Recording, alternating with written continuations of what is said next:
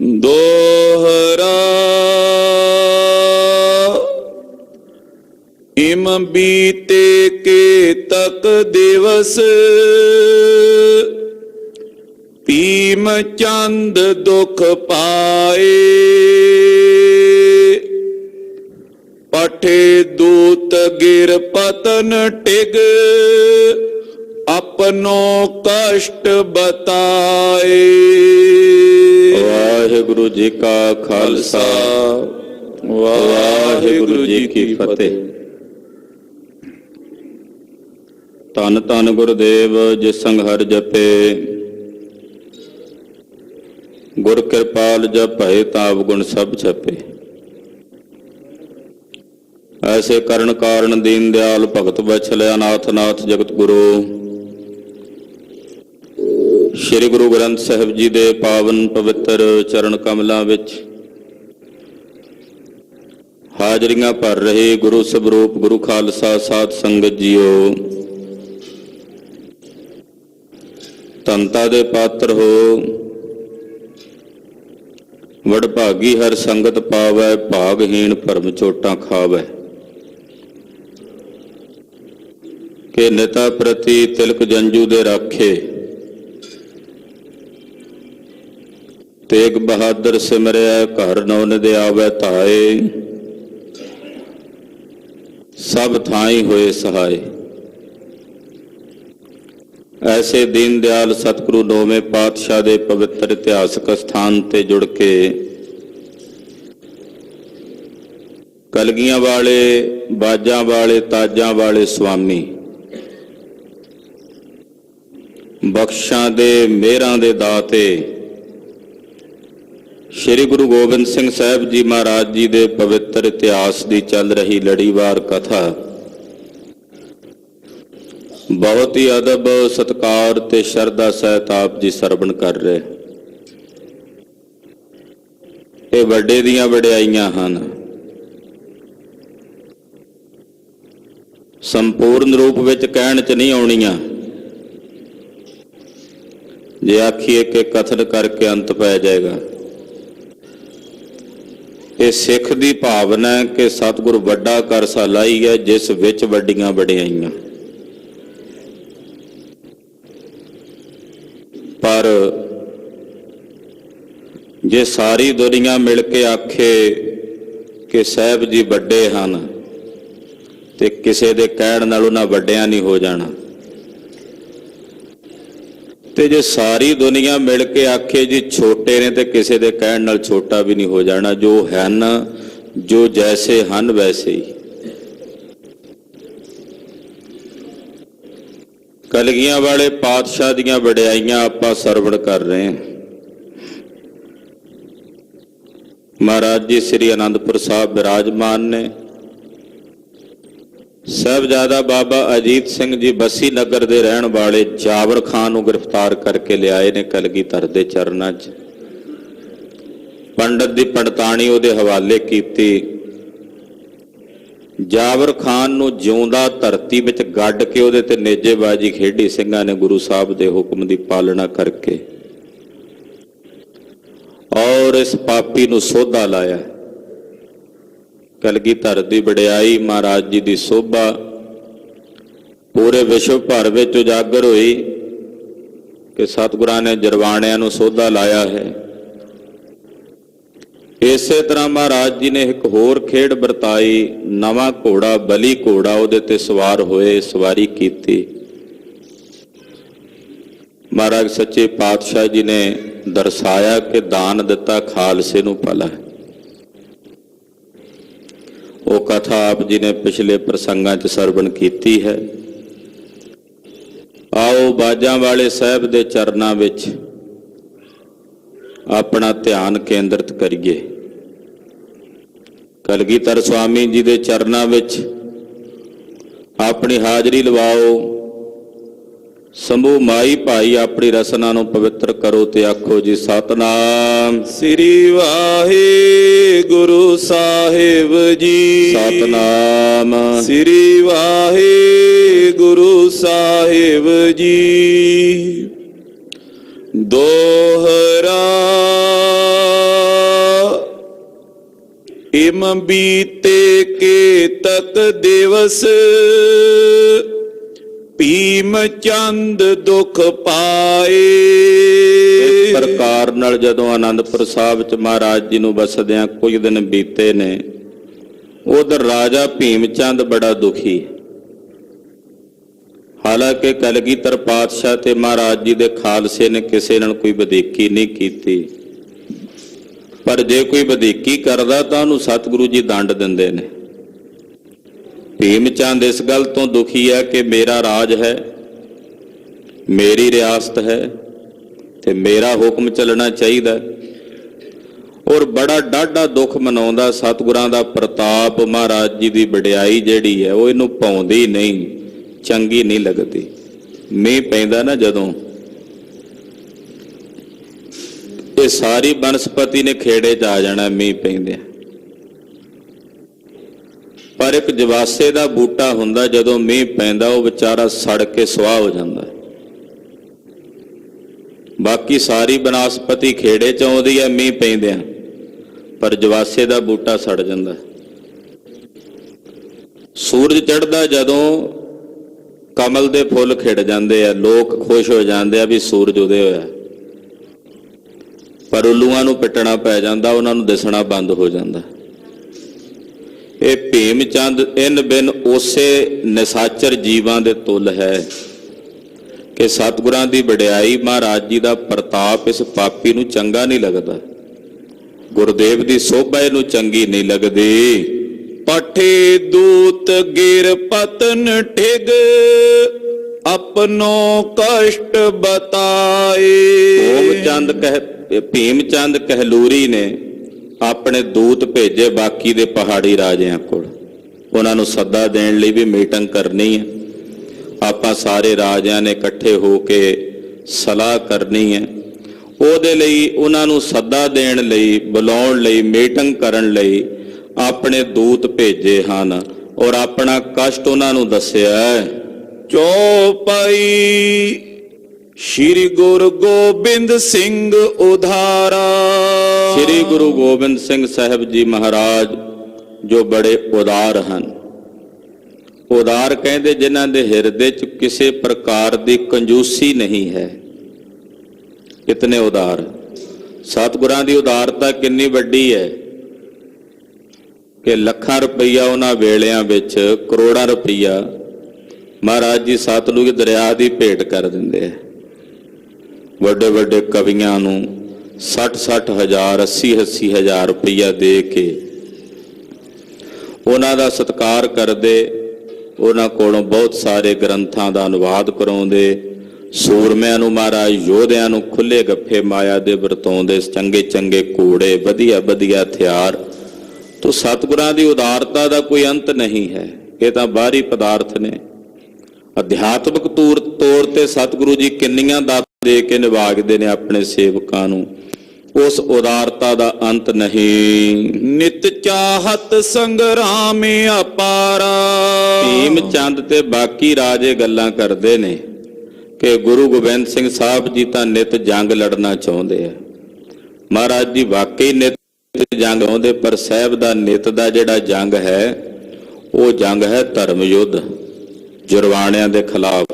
ਭਾਵੇਂ ਰੋਜ਼ ਲੜਨਾ ਪਏ, ਰੋਜ਼ ਤਿਆਰ। ਜ਼ੁਲਮ ਦੇ ਖਿਲਾਫ ਲੜਨਾ ਮਹਾਰਾਜ ਜੀ ਨਿਤ ਚਾਹੁੰਦੇ ਹਨ। ਪੰਥ ਰਚਿਓ ਨਿਤ ਸ਼ਸਤਰਨ ਧਾਰੀ। ਉਹਨਾਂ ਨੇ ਸ਼ਸਤਰ ਧਾਰੀ ਖਾਲਸੇ ਪੰਥ ਦੀ ਸਾਜਨਾ ਕੀਤੀ। ਮਹਾਰਾਜ ਜੀ ਨੇ ਜਿਹੜਾ ਪੰਥ ਬਣਾਇਆ ਉਹ ਸ਼ਸਤਰ ਧਾਰੀਆਂ ਦਾ ਪੰਥ ਬਣਾਇਆ। ਮਾਫ ਕਰਨਾ, ਅਸੀਂ ਅੱਜ ਕੱਲ ਭਾਵੇਂ ਸ਼ਸਤਰ ਵਿਹੂਣੇ ਹੋ ਗਏ ਹਾਂ, ਪਰ ਗੁਰਦੇਵ ਨੇ ਜਿਹੜਾ ਆਪਣਾ ਪੰਥ ਸਾਜਿਆ ਉਹ ਸ਼ਸਤਰ ਧਾਰੀਆਂ ਦਾ ਪੰਥ ਸਾਜਿਆ। ਚੰਗੇ ਚੰਗੇ ਵਧੀਆ ਵਧੀਆ ਸ਼ਸਤਰ, ਸਿੰਘਾਂ ਦੇ ਗਾਤਰੇ ਸੋਭਨੀਕ ਹੁੰਦੇ ਨੇ। ਐਸੇ ਸੁੰਦਰ ਸ਼ਸਤਰ ਧਾਰੀ ਖਾਲਸੇ ਪੰਥ ਦੀ ਮਹਾਰਾਜ ਜੀ ਨੇ ਸਾਜਨਾ ਕੀਤੀ ਹੈ। ਮਾਰਨ ਮਰਨ ਬਨੇ ਬਲ ਭਾਰੀ। ਇਹੋ ਜਿਹਾ ਪੰਥ ਹੈ ਜਿਹੜਾ ਮਾਰਨ ਵਿੱਚ ਤੇ ਮਰਨ ਵਿੱਚ ਹਮੇਸ਼ਾ ਤਿਆਰ ਰਹਿੰਦਾ ਹੈ। ਮਾਰਨ ਵਿੱਚ ਵੀ ਤਿਆਰ ਹੈ ਤੇ ਜੇ ਮਰਨਾ ਪੈ ਜਾਏ ਤੇ ਮਰਨ ਵਾਸਤੇ ਵੀ ਤਿਆਰ ਹੈ। ਬੜਾ ਬਲੀ ਪੰਥ ਹੈ। ਆਗੇ ਰਣ ਕਾਲੇ ਕਮਸਾਨਾ। ਅੱਗੇ ਵੀ ਉਹਨਾਂ ਨੇ ਬੜੇ ਬੜੇ ਘਮਾਸਾਨ ਜੰਗ ਕੀਤੇ ਨੇ। ਬੜੇ ਬੜੇ ਭਿਆਨਕ ਰਣ ਯੁੱਧ ਕੀਤੇ ਹਨ। ਮਾਰੇ ਵੀਰ ਲਰ ਲਰ ਕਰ ਜਾਨਾ। ਸਾਡੇ ਬੜੇ ਬੜੇ ਯੋਧੇ, ਪਹਾੜੀਏ ਗੱਲਾਂ ਕਰਦੇ ਆਪਸ ਵਿੱਚ ਰਾਜੇ, ਕਿ ਸਾਡੇ ਬੜੇ ਬੜੇ ਵੱਡੇ ਯੋਧੇ ਜਿਹੜੇ ਨੇ, ਵੀਰ ਨੇ, ਉਹ ਲੜ ਲੜ ਕੇ ਜੰਗ ਦੇ ਮੈਦਾਨ 'ਚ ਮਾਰੇ ਜਾ ਚੁੱਕੇ ਹਨ। ਦਿੱਲੀ ਪਤੀ ਕੇ ਦਲ ਬਹੁ ਆਏ। ਬਾਦਸ਼ਾਹ ਦੀ ਫੌਜ ਵੀ ਆਈ ਸੀ ਦਿੱਲੀ ਤੋਂ। ਪਿੱਛੇ ਆਪ ਜੀ ਨੇ ਸੁਣਿਆ ਕਿ ਦਿੱਲੀ ਤੋਂ ਵੀ ਇੱਕ ਬੜਾ ਵੱਡਾ ਜਥਾ ਗੁਰੂ ਸਾਹਿਬ ਜੀ ਨਾਲ ਲੜਨ ਵਾਸਤੇ ਆਇਆ ਸੀ। ਕਿਸ ਬਿਦ ਕਿਸ ਕੋ ਬਸ ਨਾ ਬਸਾਏ। ਪਰ ਕਿਸੇ ਦਾ ਕਿਸੇ ਵੀ ਪ੍ਰਕਾਰ ਨਾਲ ਗੁਰੂ ਜੀ ਤੇ ਵਸ ਨਹੀਂ ਚੱਲ ਸਕਿਆ, ਕਿਸੇ ਦੀ ਗੁਰੂ ਜੀ ਤੇ ਵਾਹ ਨਹੀਂ ਚੱਲ ਸਕੀ। ਗਇਓ ਨਾ ਗਇਓ ਨਾ ਮਾਰਿਓ ਗਇਓ। ਨਾ ਗੁਰੂ ਜੀ ਫੜੇ ਗਏ ਨੇ ਤੇ ਨਾ ਹੀ ਕਿਸੇ ਕੋਲੋਂ ਮਾਰੇ ਗਏ ਨੇ। ਇਹ ਪਰ ਸੰਗ ਤੋਂ ਦੂਰੇ ਭਇਓ। ਕਹਿੰਦੇ ਉਹਨਾਂ ਨੂੰ ਫੜਨਾ ਜਾਂ ਮਾਰਨਾ ਇਹ ਤਾਂ ਬੜੀ ਦੂਰ ਦੀ ਗੱਲ ਹੈ ਨਾ। ਉਹਨਾਂ ਨੂੰ ਪਕੜਨਾ ਜਾਂ ਉਹਨਾਂ ਨੂੰ ਮਾਰਨਾ ਇਹ ਤਾਂ ਬੜੀ ਦੂਰ ਦੀ ਗੱਲ ਹੈ। ਲੜਤ ਜੁੱਧ ਨੇ ਕਿਨੋਂ ਪਜਾਵਾ। ਅਸੀਂ ਤਾਂ ਜੰਗ ਦੇ ਮੈਦਾਨ 'ਚ ਉਹਨਾਂ ਨਾਲ ਲੜ ਕੇ ਉਹਨਾਂ ਨੂੰ ਭਜਾ ਵੀ ਨਹੀਂ ਸਕੇ। ਉਹਨਾਂ ਨੂੰ ਫੜ ਸਕਣਾ ਜਾਂ ਮਾਰ ਸਕਣਾ ਇਹ ਤਾਂ ਬੜੀ ਦੂਰ ਦੀ ਗੱਲ ਹੈ। ਅਸੀਂ ਵੀ ਬਾਦਸ਼ਾਹ ਦੀਆਂ ਫੌਜਾਂ ਵੀ ਆਈਆਂ, ਵਜ਼ੀਰ ਖਾਂ ਵੀ ਆਇਆ ਸੀ ਸੂਬੇ ਸਰਹੰਦ ਨੂੰ, ਸੱਦਿਆ ਸੀ ਅਸੀਂ।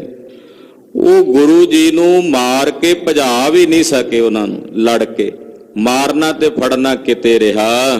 ਅਰਿਓ ਰਹਿਓ ਜੈ ਕੋ ਕਰ ਦਾਵਾ।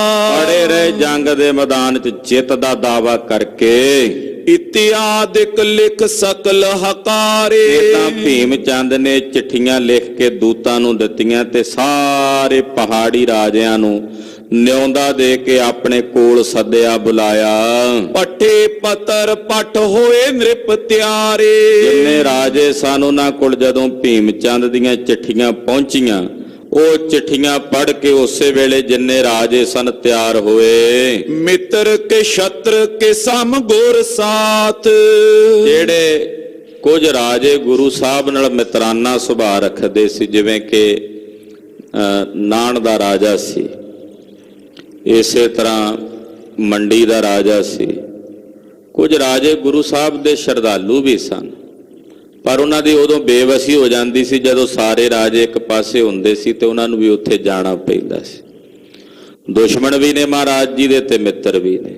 ਜਿੰਨੇ ਸਨ ਸਾਰੇ ਆਏ ਭੀਮ ਚੰਦ ਦੇ ਕੋਲ, ਉਹਦੇ ਸੱਦੇ ਦੇ ਉੱਤੇ।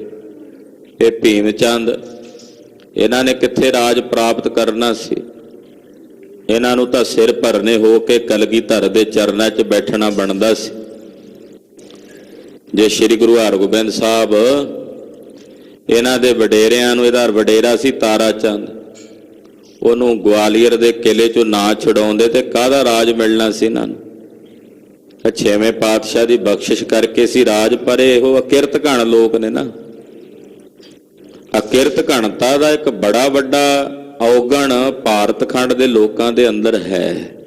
ਸਾਰਿਆਂ ਵਿੱਚ ਨਹੀਂ ਮੈਂ ਕਹਿੰਦਾ, ਪਰ ਬਹੁਤਾਤ ਇਹੋ ਜਿਹਾਂ ਦੀ ਹੈ ਜਿਨ੍ਹਾਂ ਵਿੱਚ ਅਕਿਰਤ ਘਣਤਾ ਘੁੱਟ-ਘੁੱਟ ਕੇ ਭਰੀ ਹੋਈ ਹੈ। ਅਕਿਰਤ ਘਣਤਾ, ਉਹ ਅਕਿਰਤ ਘਣੇ ਇਹੋ ਜਿਹੇ ਸਾਨੇ ਪਹਾੜੀਏ। ਤੂੰ ਸਤਿਗੁਰੂ ਸੱਚੇ ਪਾਤਸ਼ਾਹ ਜੀ ਦਾ ਸ਼ੁਕਰਗੁਜ਼ਾਰ ਤਾਂ ਇਹਨਾਂ ਕੀ ਹੋਣਾ ਸੀ, ਸਗੋਂ ਲੜਨ ਨੂੰ ਤਿਆਰ ਸਨ। ਭੀਮ ਚੰਦ ਨੇ ਜਦੋਂ ਸੱਦੇ ਭੇਜੇ, ਜਿਹੜੇ ਸਤਿਗੁਰਾਂ ਨਾਲ ਮਿੱਤਰਾਨਾ ਸੁਭਾਅ ਰੱਖਦੇ ਸੀ ਉਹ ਵੀ ਰਾਜੇ ਆਏ, ਜਿਹੜੇ ਦੁਸ਼ਮਣੀ ਰੱਖਦੇ ਸਨ ਸਤਿਗੁਰਾਂ ਨਾਲ ਉਹ ਵੀ ਆਏ। ਚੱਲ ਆਏ ਇੱਕ ਥਲ ਗਿਰਨਾਥ। ਸਾਰੇ ਇੱਕ ਜਗ੍ਹਾ ਤੇ ਆ ਕੇ ਇਕੱਠੇ ਹੋਏ, ਦੁਸ਼ਟਾਂ ਦੀ ਚੌਂਕੜੀ ਇਕੱਠੀ ਹੋਈ। ਪ੍ਰਥਮੇ ਭੀਮ ਚੰਦ ਕਹਿਲੂਰੀ। ਪਹਿਲਾ ਰਾਜਾ ਭੀਮ ਚੰਦ ਕਹਿਲੂਰੀਆ, ਜਿਹੜਾ ਇਹਨਾਂ ਸਾਰਿਆਂ ਤੋਂ ਵੱਡਾ ਸੀ।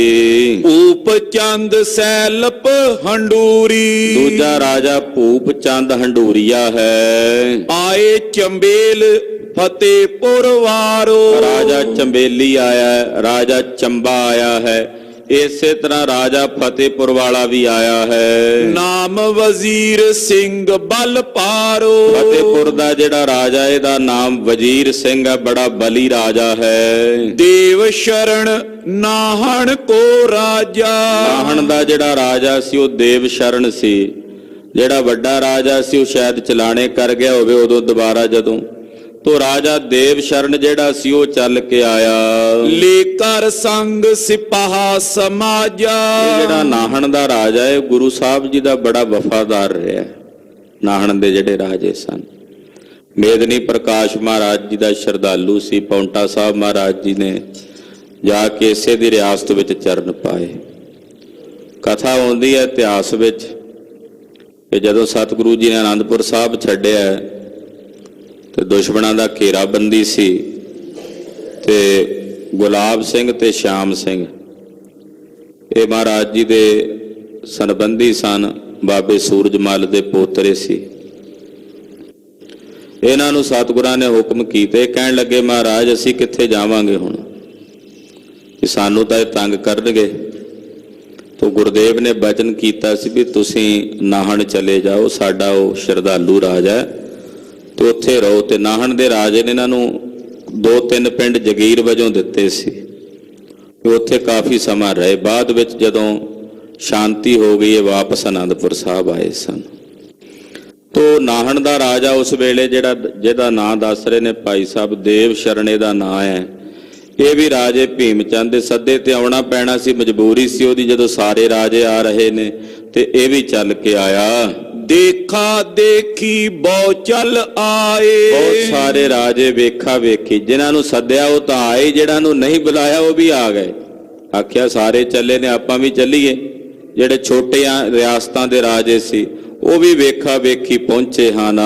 ਗਿਰਪਤ ਹਮ ਭਰਾਤਾ ਸਮੁਦਾਏ। ਕਹਿੰਦੇ ਅਸੀਂ ਸਾਰੇ ਪਹਾੜੀ ਰਾਜੇ ਭਰਾ ਹਾਂ, ਅਸੀਂ ਭਰਾਵਾਂ ਵਾਂਗੂ ਆ, ਸਾਰੇ ਇੱਕ ਮੁੱਠ ਹਾਂ। ਹਾਨ ਲਾਭ ਮੈਂ ਚਹੀਅਤ ਮੇਲੇ। ਹਾਨੀ ਵਿੱਚ ਤੇ ਲਾਭ ਦੇ ਵਿੱਚ, ਫਾਇਦੇ ਨੁਕਸਾਨ ਵਿੱਚ ਸਾਨੂੰ ਇਕੱਠੇ ਰਹਿਣਾ ਚਾਹੀਦਾ। ਅਸੀਂ ਪਹਾੜੀ ਰਾਜੇ ਸਾਰੇ ਭਰਾ ਹਾਂ, ਲਾਭ ਵਿੱਚ ਤੇ ਹਾਨੀ ਵਿੱਚ ਸਾਨੂੰ ਇਕੱਠੇ ਰਹਿਣਾ ਚਾਹੀਦਾ ਹੈ। ਇਮ ਵਿਚਾਰ ਸਭ ਭਏ ਸਕੇਲੇ। ਇਦਾਂ ਵਿਚਾਰ ਕਰਕੇ ਜਿੰਨੇ ਵੀ ਰਾਜੇ ਸਨ ਇਕੱਠੇ ਹੋਏ। ਕਰ ਕਰ ਸਭ ਸਨਮਾਨ ਉਤਾਰੇ। ਰਾਜੇ ਭੀਮ ਚੰਦ ਦੇ ਸੱਦੇ ਤੇ ਆਏ। ਭੀਮ ਚੰਦ ਨੇ ਨਾ ਸਾਰਿਆਂ ਦਾ ਬੜਾ ਸਨਮਾਨ ਸਤਕਾਰ ਕਰਕੇ ਇਹਨਾਂ ਨੂੰ ਬਿਠਾਇਆ। ਖਾਨ ਪਾਨ ਕਰ ਰਾਤ ਮਝਾਰੇ। ਖਾਨ ਪਾਨ ਕੀਤਾ, ਰਾਤ ਇਹਨਾਂ ਨੇ ਬਤੀਤ ਕੀਤੀ। ਸੁਪਤ ਜਥਾ ਸੁਖ ਪੀ ਪੁਨ ਸਾਰਾ। ਅਗਲਾ ਦਿਨ ਚੜਿਆ, ਰਾਤ ਬੀਤ ਗਈ। ਸੋਚ ਇਸ਼ਨਾਨ ਠਾਨ ਹੋਏ ਤਿਆਰਾ। ਅਗਲੇ ਦਿਨ ਇਹਨਾਂ ਸੋਚ ਇਸ਼ਨਾਨ ਕੀਤਾ, ਤਿਆਰ ਹੋਏ। ਲਘੂ ਦੀਰਘ ਮਿਲ ਕਰ ਸਮੁਦਾਈ। ਛੋਟੇ ਤੇ ਵੱਡੇ ਇਹ ਜਿੰਨੇ ਵੀ ਰਾਜੇ ਸਨ ਸਾਰੇ ਮਿਲ ਕੇ ਇਕੱਠੇ ਹੋ ਕੇ ਭਏ ਏਕ ਥਲ ਸਭਾ ਲਗਾਈ। ਇੱਕੋ ਜਗ੍ਹਾ ਤੇ ਆਣ ਕੇ ਇਕੱਠੇ ਹੋਏ। ਸਭਾ ਲਾ ਲਈ ਇਹਨਾਂ ਨੇ, ਮਜਲਿਸ ਕਰਨ ਲਈ, ਸਲਾਹ ਕਰਨ ਲਈ। ਮੀਏ ਰਾਜੇ ਰਾਵ ਕੇ ਰਾਣੇ। ਜਿੰਨੇ ਮੀਏ ਸਨ, ਰਾਜੇ ਸਨ, ਰਾਣੇ ਸਨ, ਉਹ ਸਾਰੇ ਆਏ ਹਨ। ਸਚਵ ਸਮੀਪੀ ਜੇ ਮਤ ਸਿਆਣੇ। ਜਿਹੜੇ ਇਹਨਾਂ ਦੇ ਨਿਕਟਵਰਤੀ ਸਿਆਣੇ ਵਜ਼ੀਰ ਸੀ ਉਹ ਵੀ ਆਏ ਹਨ। ਬੈਠੇ ਸਭ ਨਿਸ਼ਚਲ ਜਬ ਹੋਏ ਕੈ। ਜਦੋਂ ਸਾਰੇ ਨਿਸ਼ਚਲ ਹੋ ਕੇ ਆਪੋ ਆਪਣੀ ਜਗ੍ਹਾ ਤੇ ਬੈਠ ਗਏ, ਟਿਕਾ ਆ ਗਿਆ। ਆਪਸ ਮੈਂ ਜੈ ਦੇਵਾ ਕਹਿ ਕੈ। ਜਦੋਂ ਬਹਿੰਦੇ ਨੇ ਆਪਸ ਵਿੱਚ ਰਾਜੇ ਤੇ ਆਪਸ ਵਿੱਚ ਆਪਾਂ ਕਿ ਫਤਿਹ ਬੁਲਾਉਂਦੇ ਆ, ਤੇ ਇਹ ਜਦੋਂ ਆਪਸ ਵਿੱਚ ਮਿਲਦੇ ਪਹਾੜੀਏ ਕਹਿੰਦੇ ਜੈ ਦੇਵ ਜੈ ਦੇਵਾ।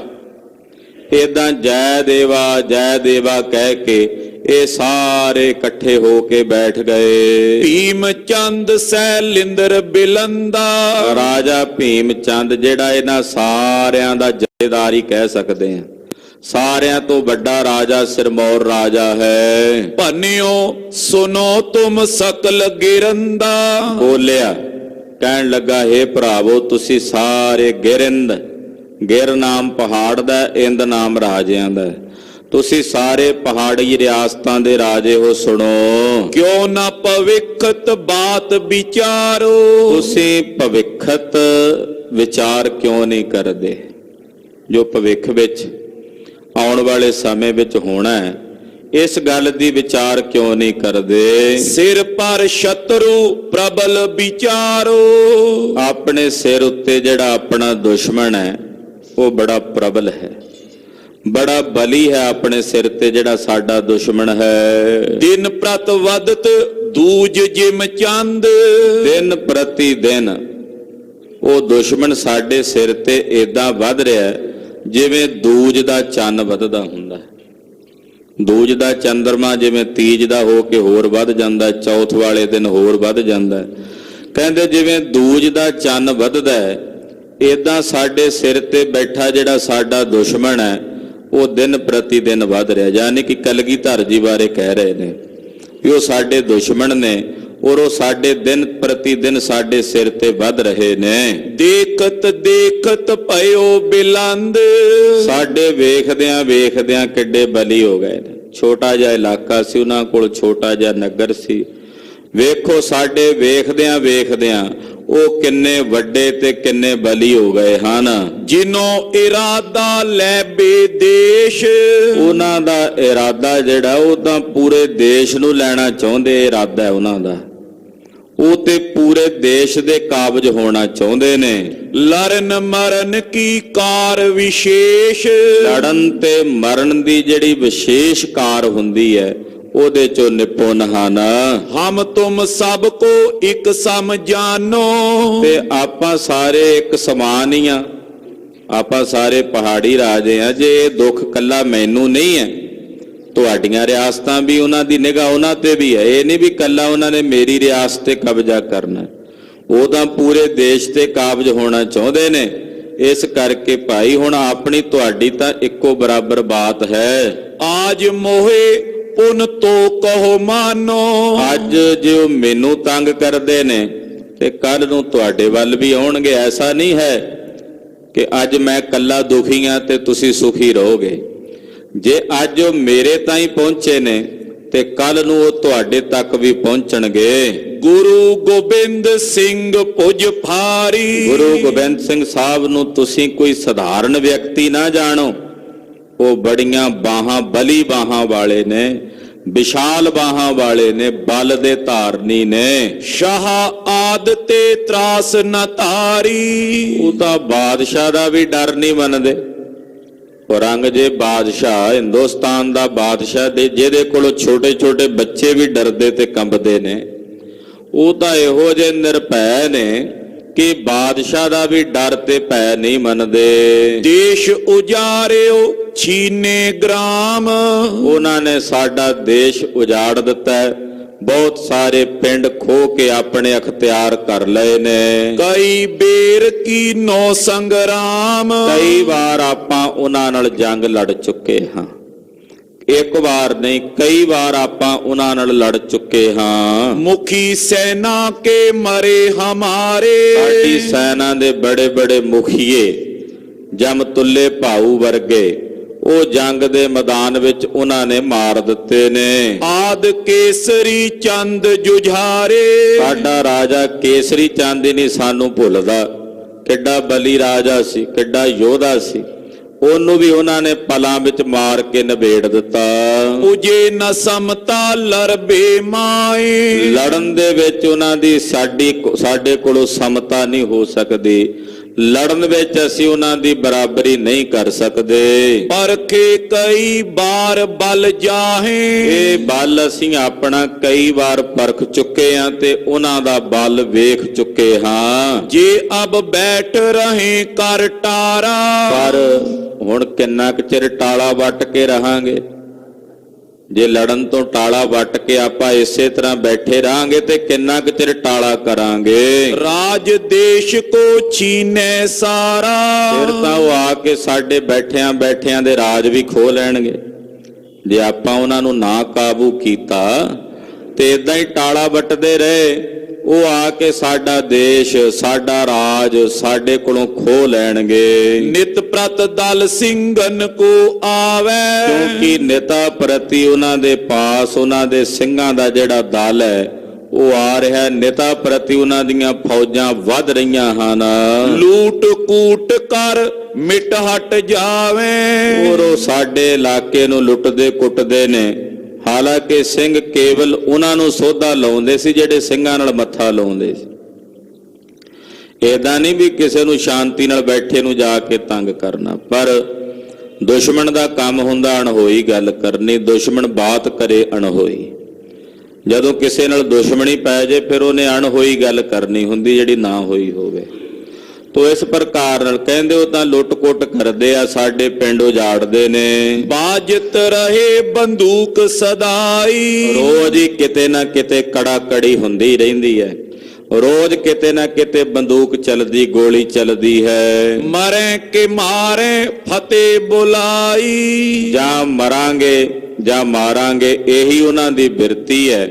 ਮਰਨ ਮਾਰਨ ਦੀਆਂ ਉਹ ਹਮੇਸ਼ਾ ਇਹੀ ਖੇਡ ਕਰਦੇ ਨੇ ਔਰ ਹਮੇਸ਼ਾ ਫਤਿਹ ਫਤਿਹ ਬੋਲਦੇ ਨੇ ਵੀ ਸਾਡੀ ਫਤਿਹ। ਹਾਲਾਂਕਿ ਸਿੰਘਾਂ ਦੀ ਤਾਂ ਰਸਨਾ ਤੇ ਹਮੇਸ਼ਾ ਹੀ ਫਤਿਹ ਹੁੰਦੀ ਜਦੋਂ ਮਿਲਦੇ ਆ। ਪਹਾੜੀ ਕਹਿੰਦੇ ਉਹ ਤਾਂ ਰੋਜ਼ ਹੀ ਫਤਿਹ ਕਰਦੇ ਆ। ਰੋਜ਼ ਹੀ ਜਦੋਂ ਜਿੱਥੇ ਮਿਲੀਏ ਉੱਥੇ ਹੀ ਸੁਣਦਾ ਤੇ ਕਹਿੰਦੇ ਨੇ ਵਾਹਿਗੁਰੂ ਜੀ ਕਾ ਖਾਲਸਾ ਵਾਹਿਗੁਰੂ ਜੀ ਕੀ ਫਤਿਹ। ਉਹ ਤਾਂ ਜਿੱਧਰ ਜਾਂਦੇ ਨੇ ਫਤਿਹ ਹੀ ਫਤਿਹ ਕਰਦੇ ਹਨ। ਸ਼ਾਹ ਪੁਕਾਰ ਸੁਣੀ ਇੱਕ ਸਾਰੀ, ਬਾਦਸ਼ਾਹ ਕੋਲ ਆਪਾਂ ਪਹਿਲਾਂ ਪੁਕਾਰ ਕਰ ਚੁੱਕੇ ਹਾਂ। ਔਰੰਗਜ਼ੇਬ ਦੇ ਕੋਲ ਆਪਾਂ ਪਹਿਲਾਂ ਫਰਿਆਦ ਕੀਤੀ ਹੈ। ਆਪਣੇ ਸਾਰਿਆਂ ਦੀ ਪੁਕਾਰ ਉਹਨੇ ਇੱਕ ਸਾਰ ਸੁਣੀ ਹੈ। ਲਰਿਓ ਆਨ ਲਸ਼ਕਰ ਤਬ ਭਾਰੀ, ਔਰੰਗਜ਼ੇਬ ਨੇ ਬੜਾ ਵੱਡਾ ਲਸ਼ਕਰ ਦਿੱਲੀ ਤੋਂ ਭੇਜਿਆ ਸੀ। ਉਹ ਆ ਕੇ ਲੜਿਆ ਵੀ ਹੈ, ਆਨੰਦਪੁਰ ਸਾਹਿਬ ਜੰਗ ਵੀ ਹੋਇਆ ਹੈ। ਅਬ ਕਹਿ ਜਾਏ ਕਹਾਂ ਕਹਿ ਸ਼ਾਹੂ, ਉਹ ਵੀ ਹਾਰ ਕੇ ਮੁੜ ਗਏ ਨੇ। ਤੇ ਹੁਣ ਆਪਾਂ ਦੁਬਾਰਾ ਔਰੰਗਜ਼ੇਬ ਕੋਲ ਕੀ ਮੂੰਹ ਲੈ ਕੇ ਜਾਈਏ? ਪਹਿਲਾਂ ਹਾਰ ਗਏ, ਉਹਦੀ ਫੌਜ ਆਈ ਸੀ, ਉਹ ਹਾਰ ਕੇ ਚਲੀ ਗਈ। ਆਪਾਂ ਕੋਈ ਉਦੋਂ ਮਦਦ ਨਹੀਂ ਕਰ ਸਕੇ।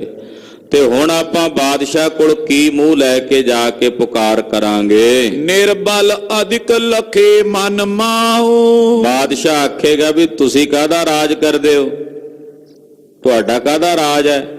ਜੇ ਤੁਸੀਂ ਆ ਕੇ ਮੇਰੇ ਇੱਕ ਇੰਨਾ ਕੁ ਕੰਮ ਨਹੀਂ ਤੁਸੀਂ ਕਰ ਸਕਦੇ, ਗੁਰੂ ਜੀ ਨੂੰ ਕਾਬੂ ਕਰ ਸਕਦੇ, ਤੇ ਤੁਸੀਂ ਕਾਹਦਾ ਰਾਜ ਕਰਨਾ? ਉਹ ਸਾਨੂੰ ਨਿਰਬਲ ਤੇ ਕਮਜ਼ੋਰ ਸਮਝੇਗਾ ਬਾਦਸ਼ਾਹ। ਉਹ ਆਖੇਗਾ ਵੀ ਇਹ ਤਾਂ ਕਮਜ਼ੋਰ ਰਾਜ ਨੇ, ਖੋਵੋ ਇਹਨਾਂ ਕੋਲੋਂ ਰਾਜ, ਕਿਸੇ ਹੋਰ ਨੂੰ ਦੇ ਦਿਓ। ਤੋ ਏਦਾਂ ਬਾਦਸ਼ਾਹ ਸਾਡੇ ਨਾਲ ਖਫਾ ਹੋਵੇਗਾ ਜੇ ਹੁਣ ਆਪਾਂ ਉਹਦੇ ਕੋਲ ਪੁਕਾਰ ਕੀਤੀ। ਬਾਰ ਬਾਰ ਕੀ ਸੁਨੇ ਪੁਕਾਰ, ਬਾਰ ਬਾਰ ਹੁਣ ਉਹ ਸਾਡੀ ਥੋੜੀ ਪੁਕਾਰ ਸੁਣੇਗਾ। ਬਾਦਸ਼ਾਹ ਇਨਸਾਨ ਹੈ, ਵੱਡੇ ਬੰਦੇ ਨੇ ਉਹ, ਤੇ ਹੁਣ ਬਾਰ ਬਾਰ ਥੋੜੀ ਉਹਨੇ ਆਪਣੀ ਪੁਕਾਰ ਸੁਣਨੀ। ਇੱਕ ਵਾਰੀ ਪਹਿਲਾਂ ਸੁਣ ਲਈ ਹੈ, ਹੁਣ ਜੇ ਦੁਬਾਰਾ ਜਾ ਕੇ ਪੁਕਾਰ ਕਰਦੇ ਆ ਤੇ ਇਹਦੇ ਨਾਲ ਸਾਡੀ ਹੇਠੀ ਹੁੰਦੀ ਹੈ, ਸਾਡਾ ਨਿਰਾਦਰ ਹੁੰਦਾ ਹੈ। ਕਹਿ ਖਿਜ ਪਰੇ ਕਰੇ ਬੁਰਿਆਰ, ਤੇ ਜਾਂ ਫਿਰ ਉਹ ਸਾਡੇ ਨਾਲ ਖਿਜ ਪਏਗਾ। ਬਾਦਸ਼ਾਹ ਵੱਡਾ ਬੰਦਾ ਹੈ, ਬਾਦਸ਼ਾਹ ਜੇ ਖਿਜ ਪਿਆ, ਐਸਾ ਨਾ ਹੋਵੇ ਕਿ ਅਸੀਂ ਪੁਕਾਰ ਕਰਨ ਜਾਈਏ ਤੇ ਉਹ ਫੜ ਕੇ ਸਾਨੂੰ ਕੈਦ ਕਰ ਲਵੇ ਵੀ ਚਲੋ ਤੁਸੀਂ ਅੰਦਰ, ਤੁਸੀਂ ਰਾਜ ਕਰਨ ਯੋਗ ਨਹੀਂ, ਮੈਂ ਆਪੇ ਭੇਜ ਦੇਣਾ ਆਪਣੇ ਬੰਦੇ ਰਾਜ ਕਰਨਗੇ ਜਾ ਕੇ। ਜੇ ਬਾਦਸ਼ਾਹ ਖਿਜ ਗਿਆ ਸਾਡੇ ਨਾਲ ਤੇ ਫਿਰ ਉਹ ਸਾਡਾ ਬੁਰਾ ਕਰੇਗਾ।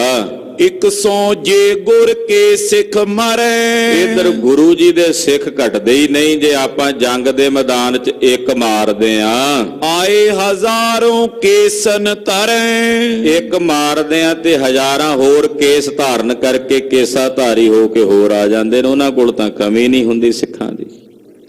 ਇੱਕ ਮਾਰਦੇ ਆ ਹਜ਼ਾਰਾਂ ਹੋਰ ਆ ਜਾਂਦੇ ਨੇ, ਕੇਸ ਧਾਰਨ ਕਰਕੇ ਪਤਾ ਨਹੀਂ ਕਿੰਨੀਆਂ ਕੁ ਫੌਜਾਂ ਉਹਨਾਂ ਦੀਆਂ ਫਿਰ ਤਿਆਰ ਹੋ ਕੇ ਆ ਜਾਂਦੀਆਂ। ਕਲਗੀਧਰ ਨੇ ਵਰ ਬਖਸ਼ੇ ਹੋਏ ਨੇ ਖਾਲਸੇ ਨੂੰ ਕਿ ਪਲੇ ਪੜੋਸੇ ਇਨ ਮਹਿ ਆਵੈ। ਪਲੇ ਪੜੋਸੇ ਹੀ ਹੋਣਗੇ, ਤਿਆਰ ਬਰ ਤਿਆਰ ਫੌਜਾਂ ਆਪੇ ਹੀ ਆ ਜਾਂਦੀਆਂ।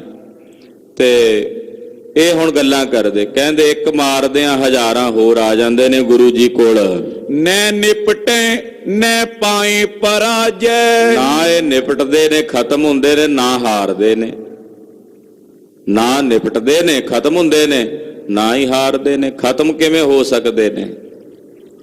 ਜੰਗ ਦੇ ਮੈਦਾਨ ਵਿੱਚ ਖਾਲਸਾ ਕਦੇ ਖਤਮ ਨਹੀਂ ਹੋ ਸਕਦਾ। ਖਤਮ ਕਰਨ ਦਾ ਯਤਨ ਕੀਤਾ ਗਿਆ, ਪਹਾੜੀਏ ਕਰਦੇ ਰਹੇ, ਔਰੰਗਾ ਕਰਦਾ ਰਿਹਾ, ਨਾਦਰ ਕਰਦਾ ਰਿਹਾ, ਅਬਦਾਲੀ ਕਰਦਾ ਰਿਹਾ, ਮੀਰ ਮੰਨੂ ਕਰਦਾ ਰਿਹਾ, ਖਾਨ ਬਹਾਦਰ ਜ਼ਕਰੀਆ ਖਾਂ ਕਰਦਾ ਰਿਹਾ, ਫਰਖਸ਼ੀਰ ਕਰਦਾ ਰਿਹਾ ਵੀ ਖਤਮ ਕਰ ਦਈਏ ਇਹਨਾਂ ਨੂੰ। ਜੰਗ ਦੇ ਮੈਦਾਨ 'ਚ ਨਹੀਂ ਇਹ ਖਤਮ ਹੋ ਸਕਦੇ। ਫਿਰ ਇਹਨਾਂ ਪਾਲਸੀਆਂ ਬਣਾਈਆਂ ਸਰਕਾਰਾਂ ਨੇ, ਵੀ ਇਦਾਂ ਨਹੀਂ ਖਤਮ ਹੁੰਦੇ, ਇਹਨਾਂ 'ਚ ਨਸ਼ੇਖੋਰੀ ਦੀ ਲੱਤ ਲਾ ਦਿਓ। ਇਹਨਾਂ ਵਿੱਚ ਜਦੋਂ ਨਸ਼ੇਖੋਰੀ ਦੀ ਲੱਤ ਲੱਗੇਗੀ ਭਿਆਨਕ ਬਿਮਾਰੀਆਂ ਲੱਗਣਗੀਆਂ, ਇਦਾਂ ਇਹ ਖਤਮ ਹੋਣਗੇ। ਇਹਨਾਂ ਨੂੰ ਐਜੂਕੇਸ਼ਨ ਦੇ ਰੂਪ ਦੇ ਵਿੱਚ ਪੜ੍ਹਾਈ ਇਹਨਾਂ ਦੀ ਨੀਵੇਂ ਪੱਧਰ ਦੀ ਕਰ ਦਿਓ। ਇਹਨਾਂ ਦੇ ਕੋਲੋਂ ਰੋਜ਼ਗਾਰ ਖੋਹ ਲਵੋ, ਆਪੇ ਦੇਸ਼ ਛੱਡ ਕੇ ਰੋਜ਼ਗਾਰ ਦੀ ਪਾਲ 'ਚ ਬਾਹਰ ਜਾਣਗੇ। ਇਦਾਂ ਖਤਮ ਹੋਣਗੇ, ਉੱਦਾਂ ਨਹੀਂ ਹੋ ਸਕਦੇ। ਭੁਲੇਖਾ ਹੈ ਉਹਨਾਂ ਦਾ, ਖਤਮ ਇਹ ਕਿਸੇ ਵੀ ਤਰੀਕੇ ਨਾਲ ਨਹੀਂ ਹੋ ਸਕਦੇ, ਕਿਉਂਕਿ ਖਾਲਸੇ ਦਾ ਬੀਜ ਅਕਾਲ ਪੁਰਖ ਦੇ ਚਰਨਾਂ ਵਿੱਚ ਪਿਆ ਹੋਇਆ। 40 ਨਰ ਇਹ ਬੀਜ ਖਾਲਸਾ, ਮੁਕਤੇ ਪਾਵਨ ਸਿੰਘ ਬਲੀ। ਇਹ ਖਾਲਸਾ ਹੈ। ਪਹਾੜੀਏ ਗੱਲਾਂ ਕਰਦੇ, ਕਹਿੰਦੇ ਮੁਕਾਇਆ ਮੁਕਦੇ ਨਹੀਂ ਹਨ, ਨਾ ਜੰਗ ਦੇ ਮੈਦਾਨ ਵਿੱਚ ਹਰਾਇਆ ਹਾਰਦੇ ਹਨ। ਹਾਨ ਲਾਭ ਕੋ ਲਖੇ ਨ ਕਾਜੈ। ਇਹ ਨਾ ਆਪਣੀ ਹਾਨੀ ਵੇਖਦੇ ਨੇ, ਨਾ ਲਾਭ ਵੇਖਦੇ ਨੇ। ਇਹਨਾਂ ਨੂੰ ਆਪਣੀ ਹਾਨੀ ਲਾਭ ਸੁਝਦਾ ਹੀ ਨਹੀਂ, ਬਸ ਕੇਵਲ ਗੁਰੂ ਸਾਹਿਬ ਦਿਸਦੇ ਨੇ ਇਹਨਾਂ ਨੂੰ। ਇਹ ਜਿਹੜੇ ਸਿੰਘ ਨੇ, ਇਹਨਾਂ ਦਾ ਜਿਹੜਾ ਖਾਲਸਾ ਗੁਰੂ ਜੀ ਦਾ, ਇਹ ਆਪਣੀ ਹਾਨੀ ਜਾਂ ਆਪਣਾ ਲਾਭ ਨਹੀਂ ਵੇਖਦਾ। ਇਹ ਵੇਖਦਾ ਵੀ ਮੇਰੇ ਸਤਿਗੁਰੂ ਸੱਚੇ ਪਾਤਸ਼ਾਹ ਜੀ ਦਾ ਕੀ ਹੁਕਮ ਹੈ, ਗੁਰੂ ਦਾ ਕੀ ਹੁਕਮ ਹੈ, ਤੇ ਗੁਰੂ ਕੇ ਹੁਕਮ ਦੀ ਪਾਲਣਾ ਕਰਦਾ ਹੈ। ਇੰਨਾ ਇਹਨੂੰ ਭਰੋਸਾ ਜ਼ਰੂਰ ਹੈ ਕਿ ਗੁਰੂ ਦੇ ਹੁਕਮ ਦੀ ਪਾਲਣਾ ਕਰਕੇ ਸਾਡਾ ਲਾਭ ਹੀ ਲਾਭ ਹੈ, ਨੁਕਸਾਨ ਹੋਣਾ ਹੀ ਨਹੀਂ ਕਿਤੇ। ਉਦਾਂ ਨਹੀਂ ਇਹ ਵਿਚਾਰਦੇ ਵੀ ਸਾਡੀ ਹਾਨੀ ਹੋ ਰਹੀ ਆ, ਅਸੀਂ ਮਰ ਰਹੇ ਹਾਂ, ਜਾਂ ਸਾਡਾ ਲਾਭ ਹੋ ਰਿਹਾ ਹੈ। ਬਸ ਇਹ ਕੇਵਲ ਆਪਣੇ ਗੁਰੂ ਦੇ ਹੁਕਮ ਦੀ ਪਾਲਣਾ ਕਰਨ ਵਾਲੇ ਨੇ। ਸੁਨੋ ਗਿਰੀਸ਼ੋ ਕਰੋ ਉਪਾਏ। ਇਹ ਪਹਾੜੀਓ ਉਪਾਅ ਕਰੋ, ਹਾਲੇ ਵੀ ਸਮਾਂ ਹੈ। ਯੋਂ ਬਿਗੜਤ ਕਾਰਜ ਸਮੁਦਾਏ। ਇਹ ਤਾਂ ਆਪਣਾ ਸਾਰਾ ਕੰਮ ਵਿਗੜਦਾ ਜਾ ਰਿਹਾ ਜੇ ਆਪਾਂ ਨਾ ਸੁਧਾਰਿਆ। ਸੁਨਤ ਕਮੰਡ ਚੰਦ ਤਬ ਪਾਖਾ। ਸੁਣ ਕੇ ਰਾਜਾ ਕਮੰਡ ਚੰਦ ਕੋਲੋਂ ਬੋਲਿਆ, ਕਹਿਣ ਲੱਗਾ, ਇਹ ਕਟੋਚ ਦਾ ਰਹਿਣ ਵਾਲਾ, ਕਟੋਚ ਰਿਆਸਤ ਦਾ ਰਾਜਾ ਸੀ ਕਮੰਡ ਚੰਦ। ਇਹ ਪਿੱਛੇ ਜੰਗ ਦੇ ਵਿੱਚ ਜ਼ਖਮੀ ਹੋ ਕੇ ਗਿਆ ਸੀ। ਜਦੋਂ ਜੰਗ ਹੋਇਆ ਨਾ ਪਹਿਲਾਂ ਲੋਹਗੜ੍ਹ ਕਿਲੇ ਦੇ ਕੋਲ, ਉਦੋਂ ਜ਼ਖਮੀ ਹੋ ਕੇ ਪਰਤਿਆ ਸੀ। ਬੋਲਿਆ ਕਮੰਡ ਚੰਦ, ਕੋ ਉਪਾਏ ਤੁਮਨੇ ਅਭਿਲਾਖਾ। ਕਹਿੰਦੇ ਤੁਸੀਂ ਕੀ ਉਪਾਅ ਸੋਚਿਆ ਤੇ ਕੀ ਅਭਿਲਾਖਾ ਕੀਤੀ ਹੈ। ਬਿਨਾ ਲਰਨ ਤੇ ਅਪਰ ਨ ਕੋ। ਕਿ ਹੁਣ ਲੜਾਈ ਤੋਂ ਬਿਨਾ ਹੋਰ ਤਾਂ ਕੋਈ ਰਸਤਾ ਨਹੀਂ ਹੈ। ਤੁਸੀਂ ਕਹਿੰਦੇ ਹੋ ਲੜ ਕੇ ਪੂਰੇ ਨਹੀਂ ਪੈ ਸਕਦੇ ਆਪਾਂ ਉਹਨਾਂ ਨਾਲ, ਪਰ ਲੜਾਈ ਤੋਂ ਬਿਨਾ ਹੋਰ ਕੋਈ ਰਸਤਾ ਵੀ ਨਹੀਂ। ਮਿਲੇ ਨਾ ਬਚੋ ਛੀਨ ਲੈ ਸੋ। ਜੇ ਮਿਲ ਕੇ ਰਹਾਂਗੇ ਤਾਂ ਵੀ ਨਹੀਂ ਬਚਦੇ। ਇਸ ਕਰਕੇ ਉਹਨਾਂ ਕੋਲੋਂ ਹੁਣ ਆਨੰਦਪੁਰ ਸਾਹਿਬ ਖੋਹ ਲੈਣਾ ਹੀ ਚੰਗਾ ਹੈ। ਪ੍ਰਥਮ ਸ਼ਾਹ ਟਿਗ ਬਨੇ ਨ ਜਾਣਾ। ਆਪਾਂ ਨੂੰ ਪਹਿਲਾਂ ਬਾਦਸ਼ਾਹ ਕੋਲ ਨਹੀਂ ਜਾਣਾ ਚਾਹੀਦਾ, ਔਰੰਗਜ਼ੇਬ ਕੋਲ ਹੁਣ ਨਹੀਂ ਜਾਣਾ ਚਾਹੀਦਾ। ਸੈਨਾ ਸੰਚ ਕਾਲ ਕਮਸਾਨਾ। ਆਪਣੀ ਫੌਜ ਇਕੱਠੀ ਕਰਕੇ ਪਹਿਲਾਂ ਆਪਣੇ ਤੌਰ ਤੇ ਇੱਕ ਵਾਰੀ ਫੇਰ ਲੜਨਾ ਚਾਹੀਦਾ ਹੈ। ਲਰਬੇ ਕੋ ਨ੍ਰਿਪ ਧਰੇ ਜੇ ਆਲਸ। ਜੇ ਰਾਜੇ ਸਾਰੇ ਲੜਨ ਤੋਂ ਆਲਸ ਰੱਖਣਗੇ, ਨਾ ਲੜਨਗੇ,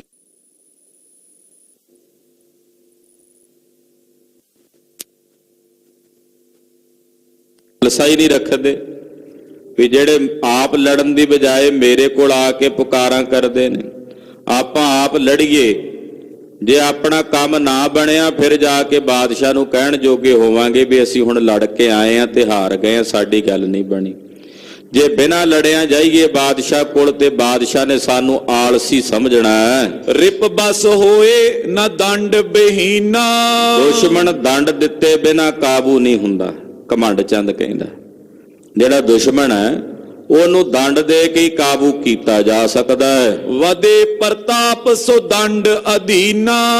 ਜਿਹੜਾ ਦੰਡ ਦੇ ਅਧੀਨ ਹੋ ਕੇ ਰਹੇ ਉਹਦੇ ਤੇ ਫਿਰ ਰਾਜਿਆਂ ਦਾ ਪ੍ਰਤਾਪ ਬਣਦਾ ਹੈ। ਬਿਨਾ ਦੰਡ ਤੇ ਕੋਈ ਨਾ ਜਾਣੇ। ਦੰਡ ਤੋਂ ਬਿਨਾ ਸਾਡਾ ਪ੍ਰਤਾਪ ਕਿਹਨੇ ਜਾਣਨਾ। ਜਦੋਂ ਕਿਸੇ ਨੂੰ ਦੰਡ ਦੇਾਂਗੇ ਤਦੇ ਉਹਨਾਂ ਨੂੰ ਪਤਾ ਲੱਗੇਗਾ ਵੀ ਅਸੀਂ ਕੋਈ ਸ਼ੈ ਹਾਂ, ਤੇ ਬਿਨਾ ਦੰਡ ਦਿੱਤਿਆਂ ਸਾਡਾ ਪ੍ਰਤਾਪ ਕਿਵੇਂ ਵਧੇਗਾ। ਪ੍ਰਜਾ ਦੀਨ ਪੀ ਤ੍ਰਿਸਕ੍ਰਿਤ ਠਾਨੇ। ਪ੍ਰਜਾ ਵੀ ਉਹਨਾਂ ਦਾ ਤਿਰਸਕਾਰ ਕਰਦੀ ਹੈ ਜਿਹੜੇ ਰਾਜੇ ਦੰਡ ਨਹੀਂ ਦਿੰਦੇ।